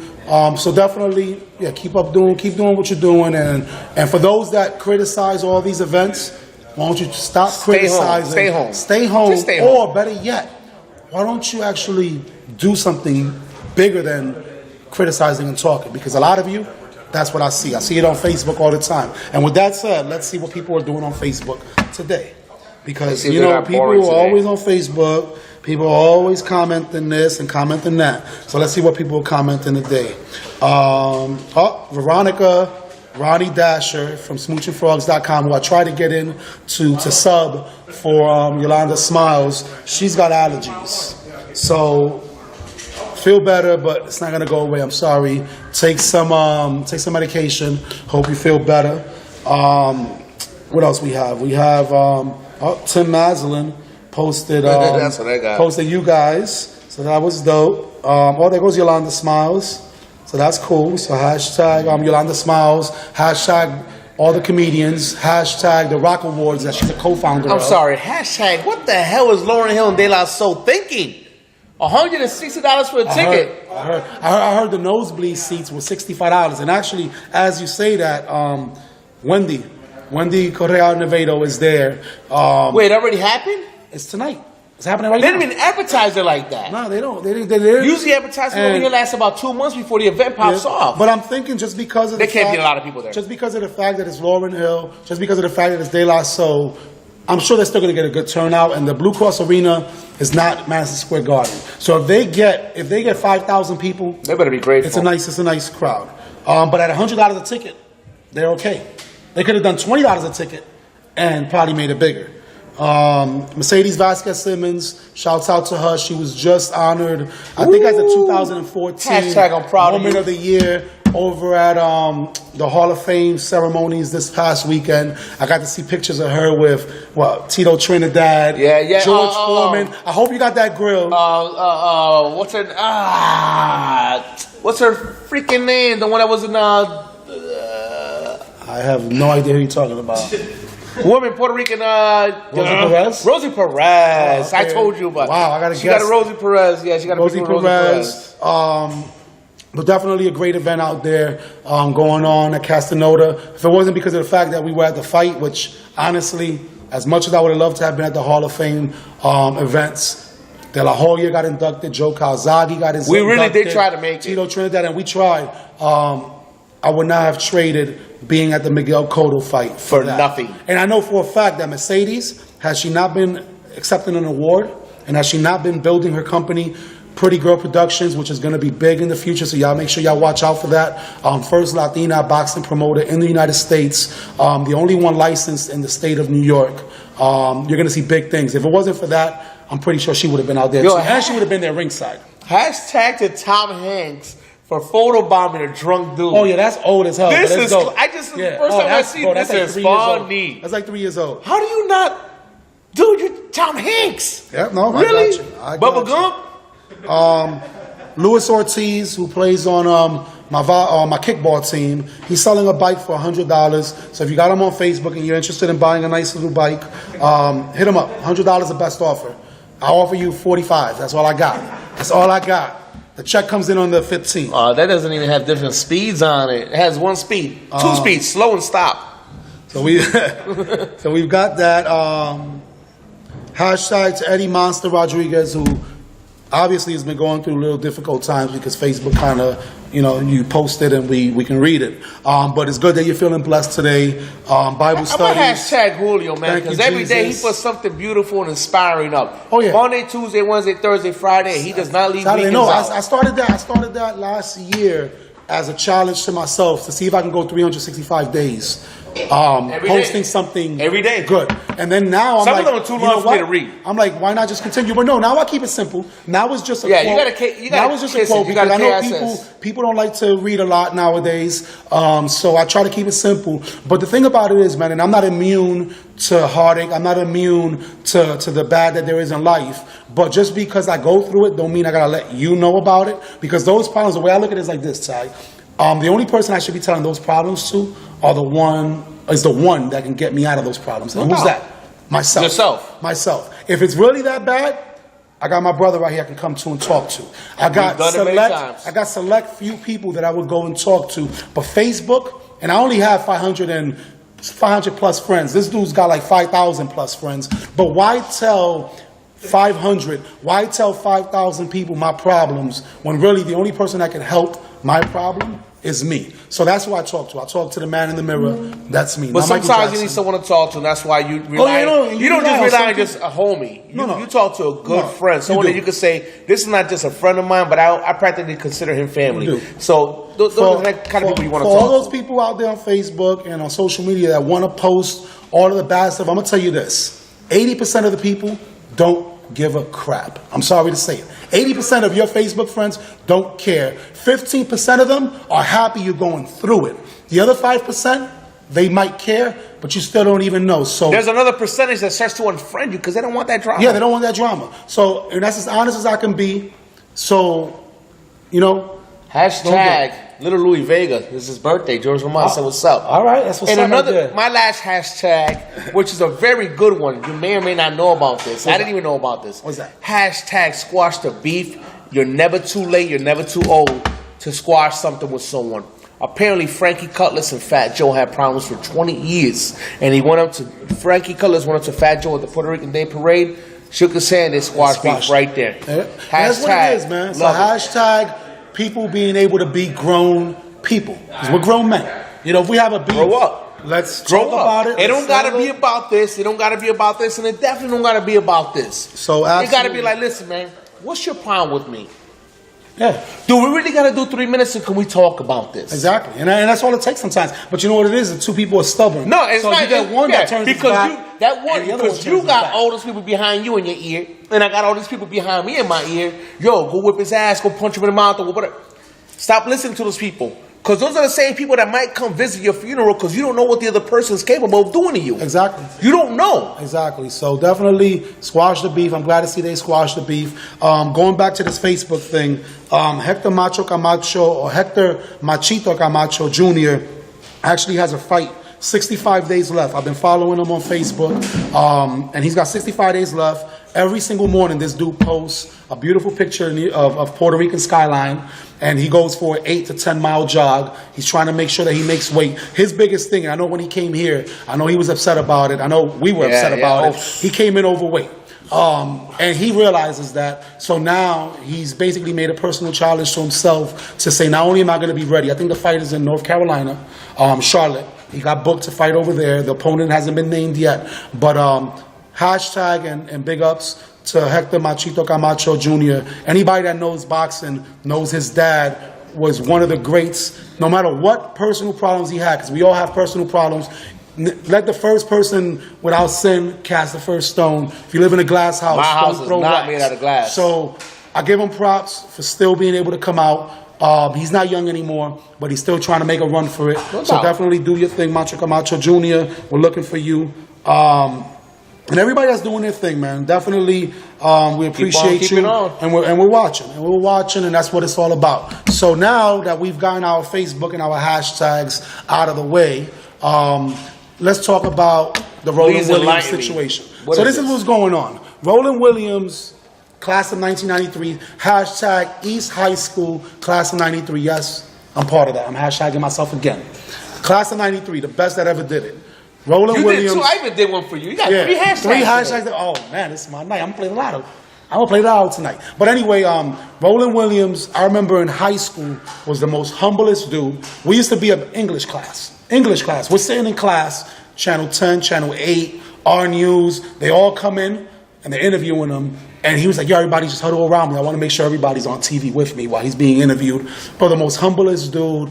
Never had any ill will. Never had nothing to say. Wasn't allowed. Was never, Bro, he was big. never in the media for nothing bad. No, he was big. Back then, he was like about 6'4", 200 and something pounds. He was a big dude. He could have been there like the What classroom. round did he bully. get drafted in? I think he got drafted late. He got drafted late because he did the smart thing, which is why now He he's finished still school. doing good. He finished school. He went to Syracuse University, played his butt off at Syracuse University, but he did not leave SU until he got his 4-year degree in That's what's broadcast journalism. So now he's a journalist for CBS Sports News, a couple other places that I've seen him doing. I know this much. You can't be an asshole and expect people to come back later on and help you out. Oh, absolutely. This man has started this camp up over here, Yeah. the football camp, years ago, and he's always brought in players from other teams, Oh, no, people that he met. Friends or associates in the league, they come back and support his. Oh yeah, absolutely. And he listen, man. If you was that kind of asshole in the team Nobody or the would do league, that. dude. I don't want to talk to you. Exactly. When I see you in the field, your ass is mine. Exactly. Don't even ask him to come to you, help he you had out. Kurt Warner here. He's had a lot After of they people won here. the bowl. Yeah. People. Kurt Warner was here. He had a lot of players. He's had a lot when of he played people, for yeah. St. Louis, when he played for Oakland. But the beautiful thing about it is that he didn't just do that here in Rochester. When he played in Oakland, he did it in Oakland. When he Really? played in St. Louis, he did it in St. Louis, and he did it here. He doesn't So have to do that. he's got this camp. He brings underprivileged youth together. And what he does is it's called a life skills camp. It's not a football camp. It's a life skills camp where he teaches these kids through football, because obviously that's what he does. Yeah. He's not going to do it through basketball. He's not a basketball player. So he brings them in with the lure of football. And obviously, yeah, they're coming in hoping to be the next NFL hopeful, which if you know what, if that's all he accomplishes, we should be happy. Because look at him. He made it out of here. He became a professional football player, got 2 Super Bowl rings, and got is two? doing 2 with thought he had Oakland one. and with St. Louis. Really? So he Yeah. was there with Kurt Warner won it. Yeah. And it's when the Raiders, I forgot who was quarterback in that year. But I remember, I know he got one with Oakland. No, he got 2. He got 2 Wow. rings. Hashtag, I didn't even know that. Yep, and the most humblest dude, really doing it about the community. So right now, he's bringing the camp back. He is opening it up to the first 500 kids who register. All the kids have to do is register. 500 kids. So he was able to work something out with the city. The city said, we'll pay. How much is it going to cost? He came back with a figure of $250,000. Yes, granted, it's a lot of money. It's a lot of money. But first of all, how much money do we waste in the city of Rochester On programs that don't garbage, even work? on less programs that have no track record, that haven't done anything? I could understand city council's standpoint. What they want is they want it itemized. They want to know where the money is going, what the money is for. I've seen some Facebook comments that were like, oh, he's just trying to get paid. Let me tell you something. I haven't talked to Roland probably about 5 years, the last time I actually physically talked to him. But I know for a fact, well, he drives a Mercedes-Benz, has a beautiful house out in California, has a beautiful family. He's not hurting for money. The guy has a college degree. He's a smart man, always been a smart man. He doesn't need the money. And like you say, he has a degree in broadcasting. He could easily go back into one of these channels and just be a commentator. And he could easily be like, you know what? I won't do it anymore. I won't do And it. it's still- I don't need to do and this. it's still doing it because that's the community. So 500 kids that are going to be eligible. He's bringing in mentors to work with the kids. So it's not about just football. Yeah, I'm going to teach you how to tackle. I'm going to teach you how to tackle. I'm going to teach you how to do this. But I'm also going to teach you I'm responsibility. ashamed and embarrassed and forget his name from the Bears. The running back. Walter Payton. He's the one. And I don't know if they give it to players that are no longer in the league. Mm-hmm. I know that I've seen that they always give it to players that are always in the league, the charitable things. Because that's what the whole award is, that award. The Samaritan or whatever? It's something. It's a beautiful looking award because he's got the cape on and everything. Yeah. So, I mean, if anybody's worthy of it, I mean, I don't know if he's ever gotten one, but I hope that... Yeah, but it just kills me that automatically people are on social media basically bashing it, basically saying, oh, he's all about money for his pockets. Let me tell you something. I did the math. Didn't it come out of his pocket before the first 2 years? Yeah, the city would give him $10,000 before. So now they're going to give him $250,000. But that $250,000, when you break it down over 500 kids, is $500. That's it. So for any parent that has ever sent their that covers kid, the insurance too. Something happens to one of those kids. Exactly, that covers everything. Yeah. Not only that, but to provide food, to provide every day. equipment, to provide a place to do it. This costs money. So $500 a kid. There are day camps that charge you $500 for 3 days. And you don't get nothing out of it other than, I went paddle boating today, Dad. Oh, I learned how to catch a fish today. What else did you learn? And that's all you learn. But did you learn how to be a responsible human being? Did you learn skills that normally these kids won't get from their own parents because their parents are too busy, or they're not even around, or whatever. Maybe they might even be around. So you have a mentor. Something. You have a mentor. You have a big brother. You have something that you've never had before for $500 per kid. You know who to has me, a that's good a worthy camp? investment. Steve Harvey has an amazing camp. Does he?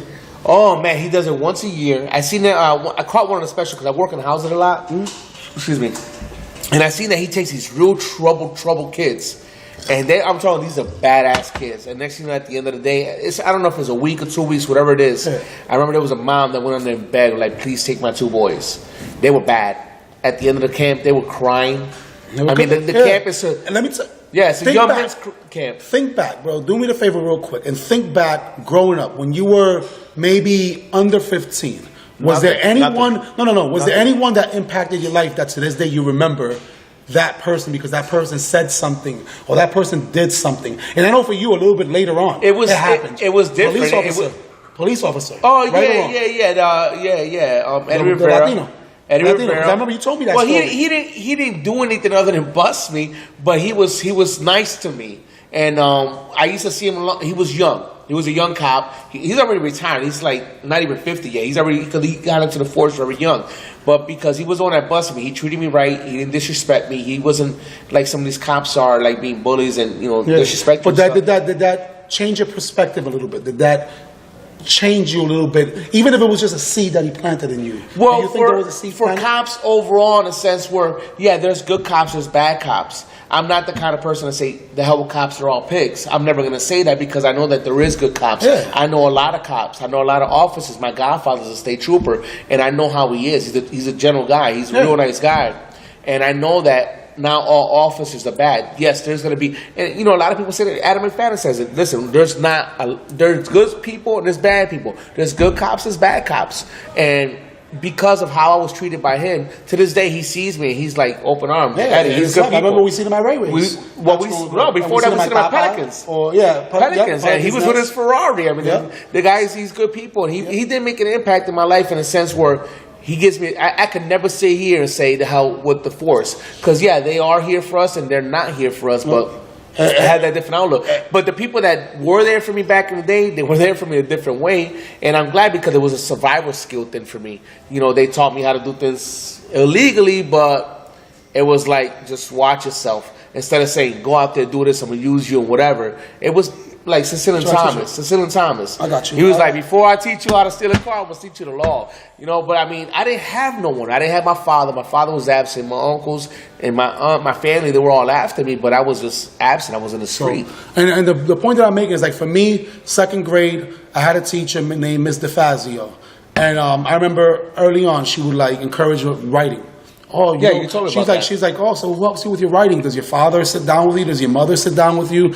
You got brothers and sisters? I'm like, no, nobody. So how do you write this? Actually, did you write about that in the book? Yeah, it's in there. Yeah. So I'm like, and that to me stuck with me. We're talking about 30 plus years later. In the Bronx. I remember that. I don't remember all of the people that did me wrong.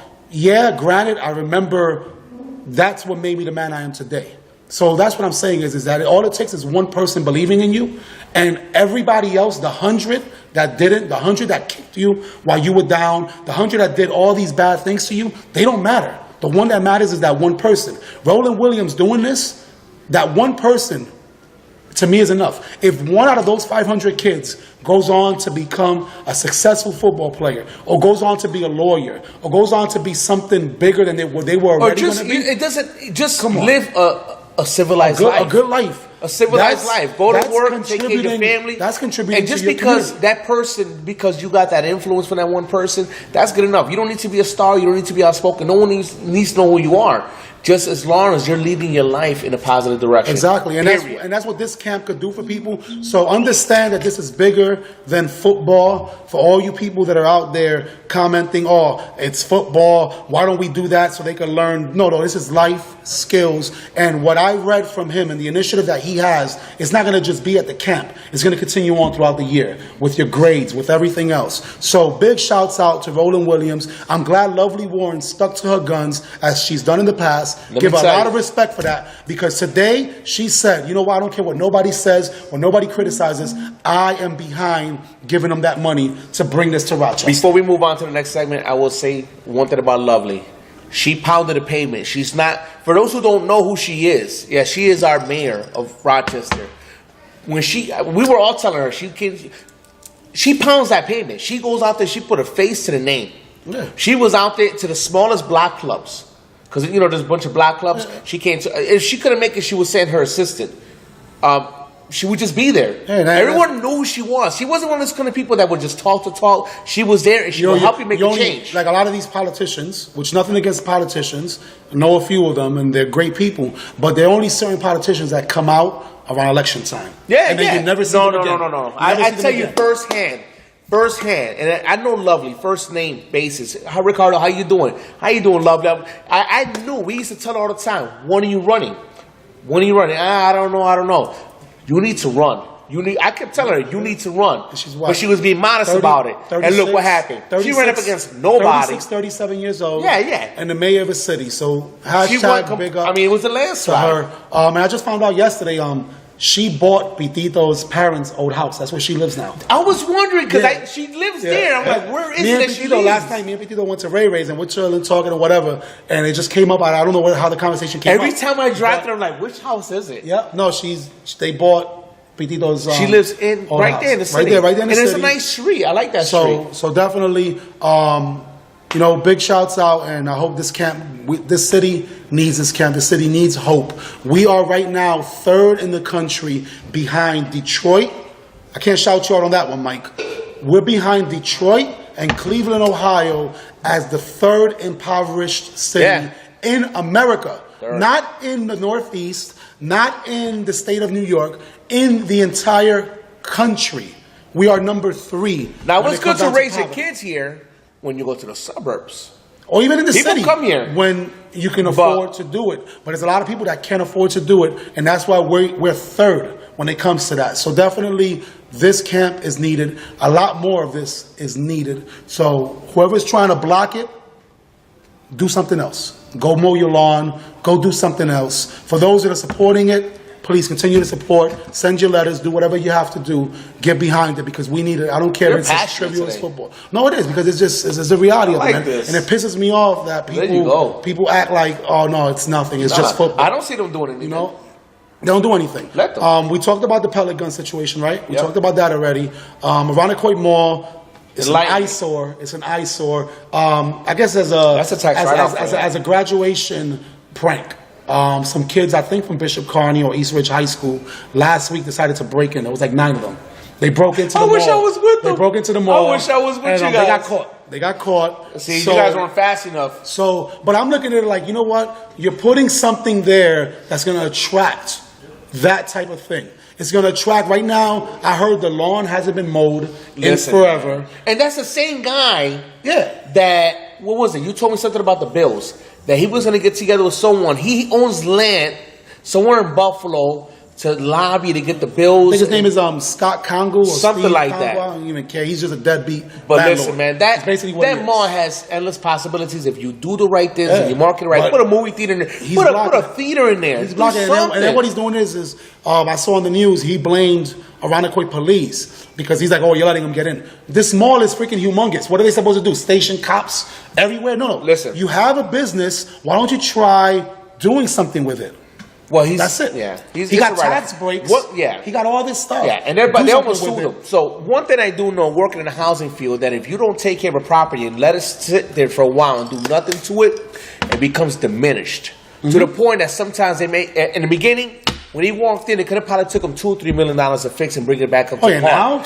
Now it may take $10 to $15 million. Who knows what's going on in there? With the plumbing, the electrical, they have pipes, bust, everything, all kinds of stuff. So the longer he waits, the closer the possibility is that they might knock that damn thing down. Yeah, so they got to do something about that. So that's why I wanted to bring that up. And mind you, that's the newest mall we've had. Yeah, that is the newest mall. Because Long Ridge and Greece, they came together. That's all they did. Yeah, they just connected it. But that is the newest mall we have. So definitely empty. Definitely have to do something with that. I put down here eating in the city just because we did so much eating in the city. And I know you and Chuck talked about it a little bit earlier. And there's so many. I mean, we went from eating at an upscale Spanish, Sazon restaurant. Off the chain. If you guys are in the city, it's down in Tribeca. Make sure you check it out. Don't take a cab, take a train. You might die. Great restaurant. Then we went to Sylvia's. Sylvia's, the queen of soul food. I'm sorry, I've had greens before many times. Didn't like them. I would best greens. Yeah, I will eat greens there all day. I had told you about those greens were amazing. In Harlem, we went to the candy yams was like eating a Jolly Rancher, man. Oh my God, the food was great, but it's to show you that the city, there's so much there. I mean, we went to Grimaldi's. Grimaldi's was cool. The pizza. I mean, this is like one of the first pizza shops in the city of New York. You know what I like the most about it? I'll be honest with you. You guys were all raving about the pizza. Mm-hmm. To me, it's pizza, dude. Yeah, it was pizza. You know what I like the most about it? Matter of fact, I love the most about it? The location. How we were able to walk down and take the scenery, it was beautiful. Brooklyn Bridge. Right under the Brooklyn Bridge. Take a picture of the whole skyline. Oh, yeah, beautiful. I mean, everything was nice. It was. That's what I enjoyed the most. And that's part of the attraction. But great brick oven pizza at a very good price. We're talking about a whole pie of pizza. We're talking about $14. That wasn't bad. You try to do that here at some of your establishments, for the same thing, they want to charge $25. And they have a line. $30. People are waiting. People waited. We didn't wait that long. No, we got lucky. We got lucky. Oh no, because he's a go-getter. He's a go-getter. So what we're over here hanging out in line, there must have been like 20, 30 people in front of us, and one guy walks out, 4 people. He's like, over four, right here. And we walked in, we skipped the whole line. Now everyone's looking at us like we're superstars. I'm like, just go. Don't look just left, go. don't look right. Just go. But definitely, so many opportunities, so much to do. Make sure when you go to the city, please don't just go to Times Square and say you went to the city. Get out to Harlem. Get out to Brooklyn. Listen, get out to the Bronx. When you go vacation, step out of your comfort zone. Go with someone. Live. I'm not gonna lie with you. Live. I'm not gonna lie. I've been in New York City, even Park growing up over there in the Bronx. I've been in New York City over 100 times, maybe 200. My family was all from there. We used to go there all the time, 8, 10 times a year. And I never experienced a weekend or a time in New York City the way I did this past weekend. Not for nothing, because hashtag again, there goes your fourth hashtag. That's 4 hashtags. I'm on a roll. No, here it is.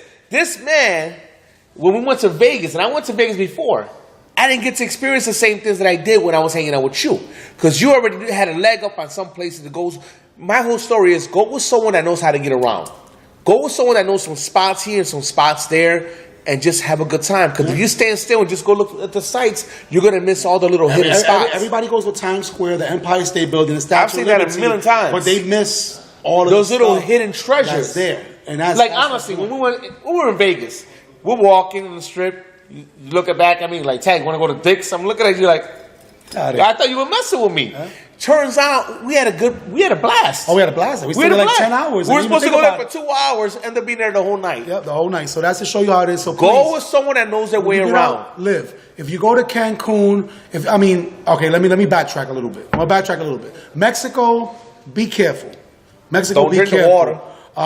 Don't go into the little towns, because obviously, there's a lot of stuff going on there. But what I'm talking about is New York City. I'm talking about even countries like Dominican Republic. I'm talking about Puerto Rico. Stay in a resort area if you don't know. Live a little bit, though. Step out a little bit. Like, don't always just think that's it, because you never get to experience the true essence of the country you're visiting. If you're not familiar. But once again, I'm going to go back to your point. Yeah. Go with someone that knows what they're doing. Someone that knows. Don't just go out there, but explore and live a little bit. Go you only get one life. That knows. Live it up. Definitely live it up. So we have what the hell? What the heck is this? That's not us. That's not us. That's Yolanda Smiles. All right, there we go. What we came here to talk about. Man. And I gotta stand up for this one. I gotta get a peep. I gotta stand up for this one. I gotta stand up for this one. To everybody, because honestly, it's the majority. Even Cotto fans. I'm calling you out, Chino Cruz, one of the Cruz brothers. I'm calling you out because you bet against Cotto. You bet against the Stallion. Cotto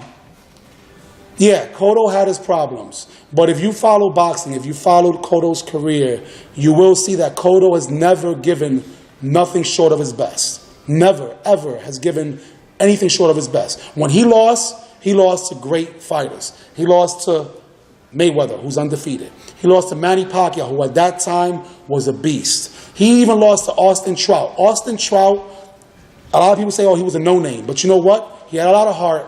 And Austin Trout went in there with a game plan. He went in there with God on his shoulders, and he did what he had to do against Miguel Cotto.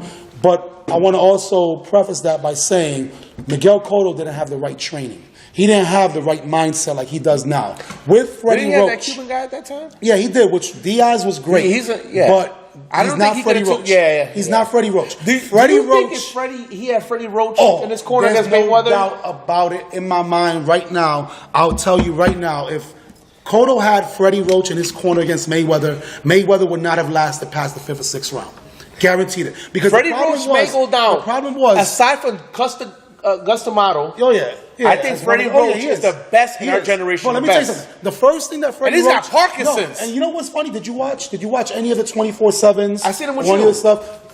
Freddie Roach, they asked Miguel Cotto, here's an interview with Freddie Roach. And they show Freddie Roach saying, after the Pacquiao fight, when Pacquiao demolished Cotto, I watched that fight, he demolished him. He said, I don't know why he took away the biggest thing. Oh, we have a guest here. Bam! There goes a guest right there.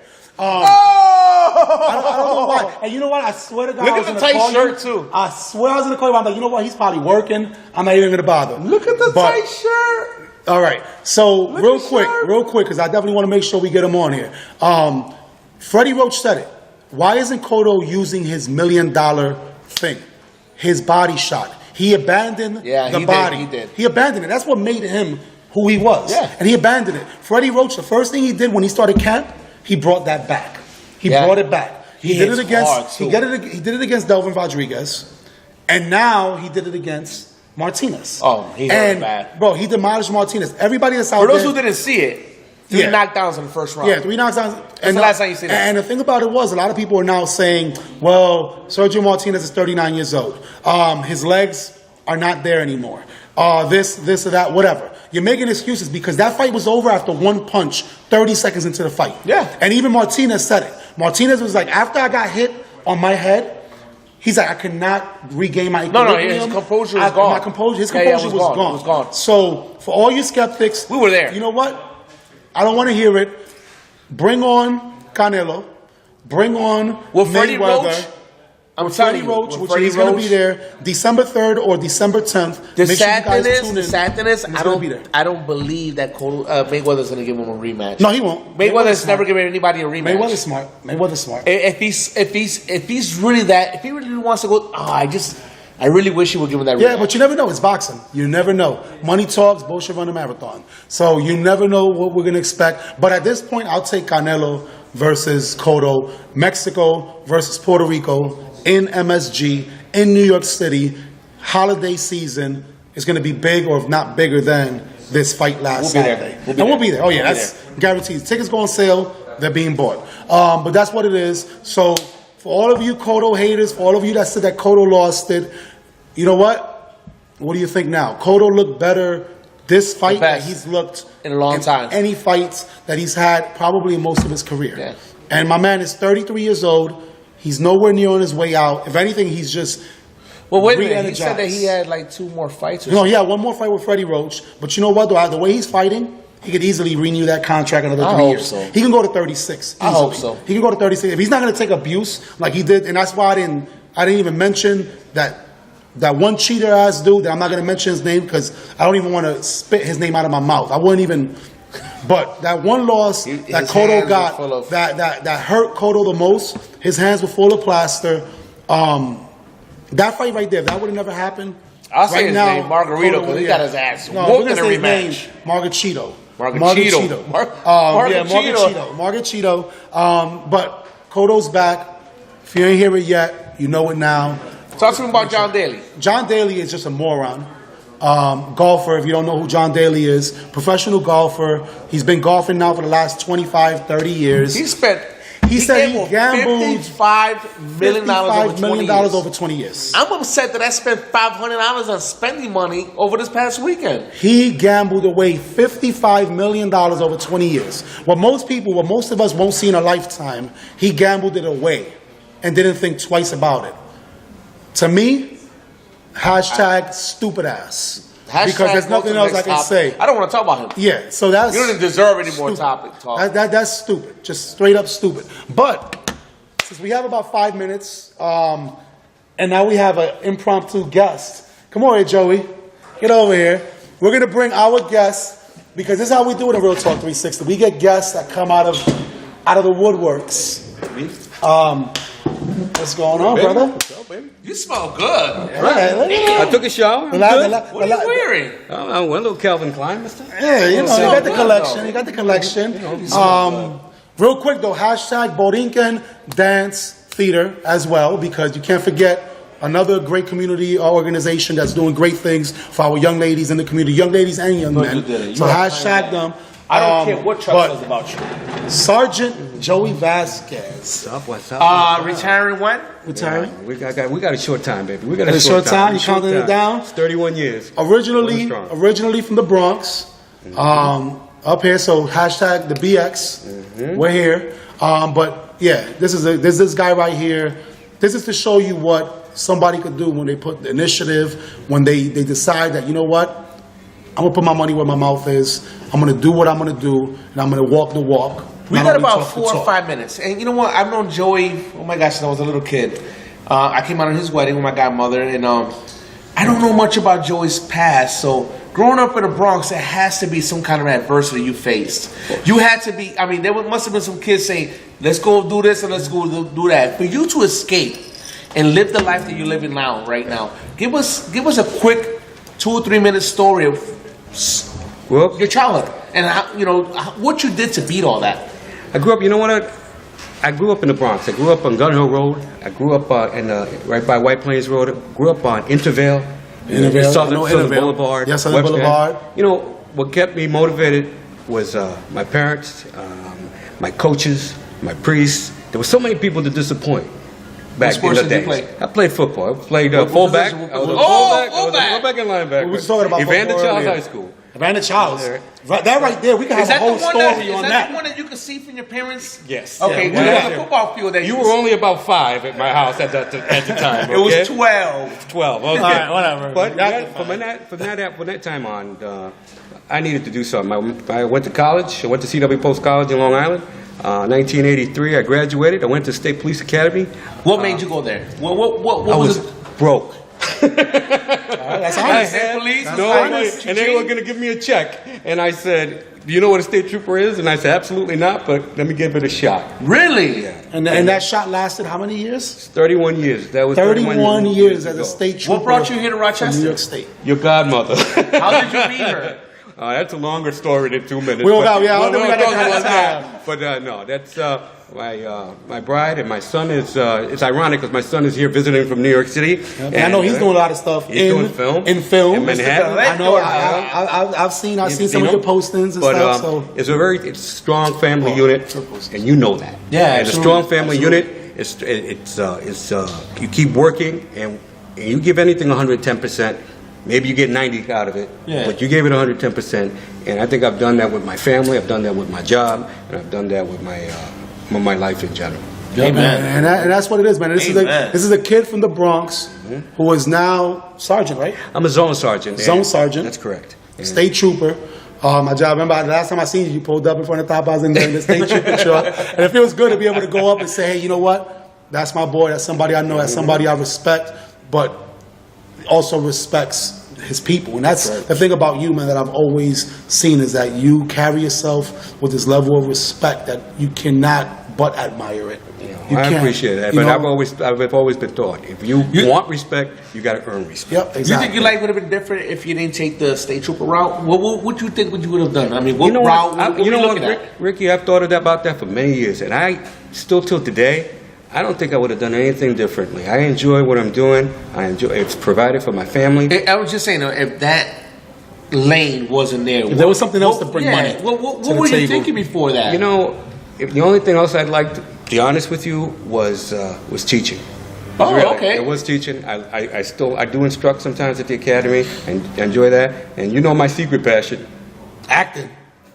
Freddie and Baloo. Freddie and Baloo. And for those that don't know, and any of you that have watched, this is what, a third of the cast I keep forgetting about that. Macho's Place. Freddie and Baloo. He did a phenomenal job. I was Macho, and then Ricky was Ricky. Yeah. So, but yeah, and the Fringe Festival coming up in September here locally. It's a big arts and entertainment festival. Third year here. Third year here. We're going to be reprising our roles for Macho's Place. So make sure you check that out, and we'll keep you in tune with that because we have fun. Yeah, we sure We did. have We fun. sure did. Yeah, we had a fun. blast. We Like, sure that had a was, blast. bro, that We was sure the most work I've done for no pay and enjoyed myself every Listen, step man, I'm still of doing the it way. because of you guys. Yeah, That's yeah, the so only that reason. That was really cool. I had so much fun. Yeah, we're looking forward to that. But definitely, yeah, you are a role model because I know when Latinos see you, younger kids they look up and they say, "Wow, you know Now what? that you He say can do it. that- I can do it." I got one last question for Joey. You're about to retire. What do you want to do after that? I want to spend a nice, happy retirement with your godmother. After that, what do you? I mean, Well, you're not we're- old. You're not old. You got so You're much absolutely life left right. in you. You know, we're discussing that still. We're still discussing. A lot of traveling. A lot of travel. You know, Lot of you know traveling. your godmother loves to travel, so you know we got to do that first. So you figure? I mean, we can start right now. I'm saying you can fit me in the luggage. Hey, we have Greece right there. You have Gates. We have There's Naples. Irondequoit, and There's Western, you go Naples. further. There's Naples. that's true. So I mean, That's you got true. a lot of. Darien Lake has cottages and stuff. I'm thinking she's thinking a little bit bigger A than that. little further. A little bit further than that. A little bit further than that. All right. Retiring to Puerto Rico Yo, or anything like that. Yeah, no, I think I'll be. I want to go somewhere warm, and that's not a bad idea. But All right. Thailand. Look Thailand. Thailand. If you go to Don't they got big Thailand, centipedes if you go to and Thailand, spiders great, and because I all want to go to Bora Bora. I need to do Bora Bora, which is in that general area, so definitely. Absolutely. Really? Absolutely.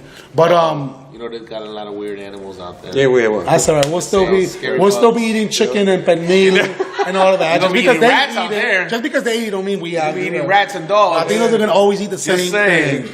So, but yeah, definitely. I know Nydia was just on Maria Rivera's show, which I did her show a few weeks ago over in Buffalo, La Voz de Western New York. Yeah. Which I seen. It was you and Annette Jimenez, right? Annette Ramos? Oh, no, it was okay. My bad. I got it confused. Sorry. But I love to see, even in Western New York, even in Buffalo, they're embracing Rochester. They're embracing what we're doing over here. And that's something that we have to They brought community. you over there a few weeks ago. Yeah, that's what I'm saying. Yeah. So that's something that we have to make sure that we always do. So I would love to be able to bring people from Buffalo, which just came to my mind now. I know a few people. We need to bring some. Brian Marciniak might not be a bad idea. Oh yeah, definitely. He does the boxing promotion. Does the over there. boxing promotion and he does the freestyle shows. Yep. So absolutely.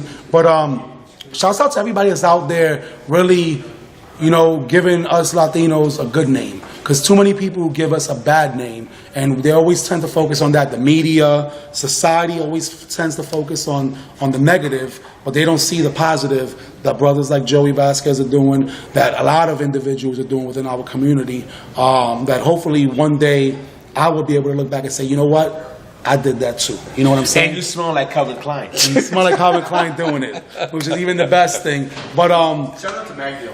He's fighting against Saturday night. Oh, Magdiel is fighting. So make sure you check him out. I think he's in Henrietta. Yes. He's in Henrietta. Magdiel Matias, Boricua. Against was it 2-3 weeks ago? Well, he was on. Yeah, he was on. A couple weeks ago. Yeah, a couple weeks ago. Okay. 135 amateur MMA fighter. Make sure you guys check him out. Support. You can follow him on Facebook. You can find him on YouTube. Check him out. This guy definitely he's got a lot of ambition, he's got a lot of goals, and I definitely do believe that he will be professional by the end of the year. He said it, and I believe that he will be able to do it. Shouts out to Willie Monroe Jr., shouts out to all the organizations that we mentioned earlier in the show. Let's make it an even 5. Hashtag to Julio. That's 5 now. He got 5. Wow. He got 5 What's this one hashtags. for? Just cause. Oh, just cause. Okay, Hashtag great. just cause. Just cause, great. Just cause. No, that's the reason why you don't say every it. time I say it's got my name in it, got his so I'm name in it, okay so with he's it. technically calling himself. But yeah, make sure you check us out. You guys will have a ball. Freddie Pelu, you won't even recognize him. I don't even think he smells that good. We'll let everybody know. Oh yeah, no, we'll definitely make sure you guys know. We'll try to get some clips that we can show. That'd be cool. We'll make sure that we can get that done. But we definitely are looking forward to bringing you the best that we possibly can and doing the best that we can, not only for ourselves, but really for our communities, because the more that we give out, I'm a firm believer, comes back. Amen. You know what I'm saying? And when you do it with no intentions other than just helping, it comes back, which is part of the reason why we're doing this show, which is part of the reason why we do what we do, man, and part of the reason why I post all those posts, because give out what you want. And on that note, what you want. On that note, thank you for coming out. God Dios bless. lo bendiga, and good night. Real Talk 360. Catch us up on Facebook, Instagram, YouTube, www.udicci.TV, Blue Bar and Grill, all of that stuff. Hey, we're out.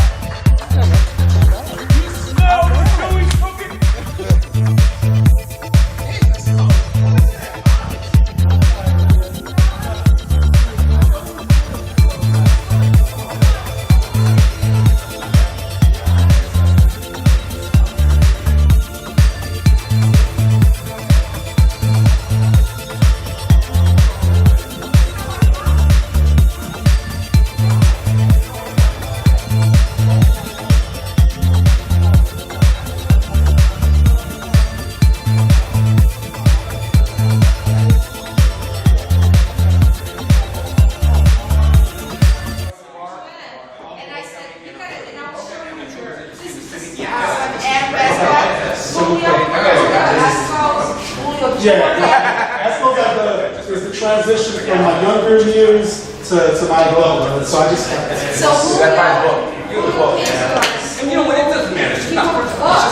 And then Yeah,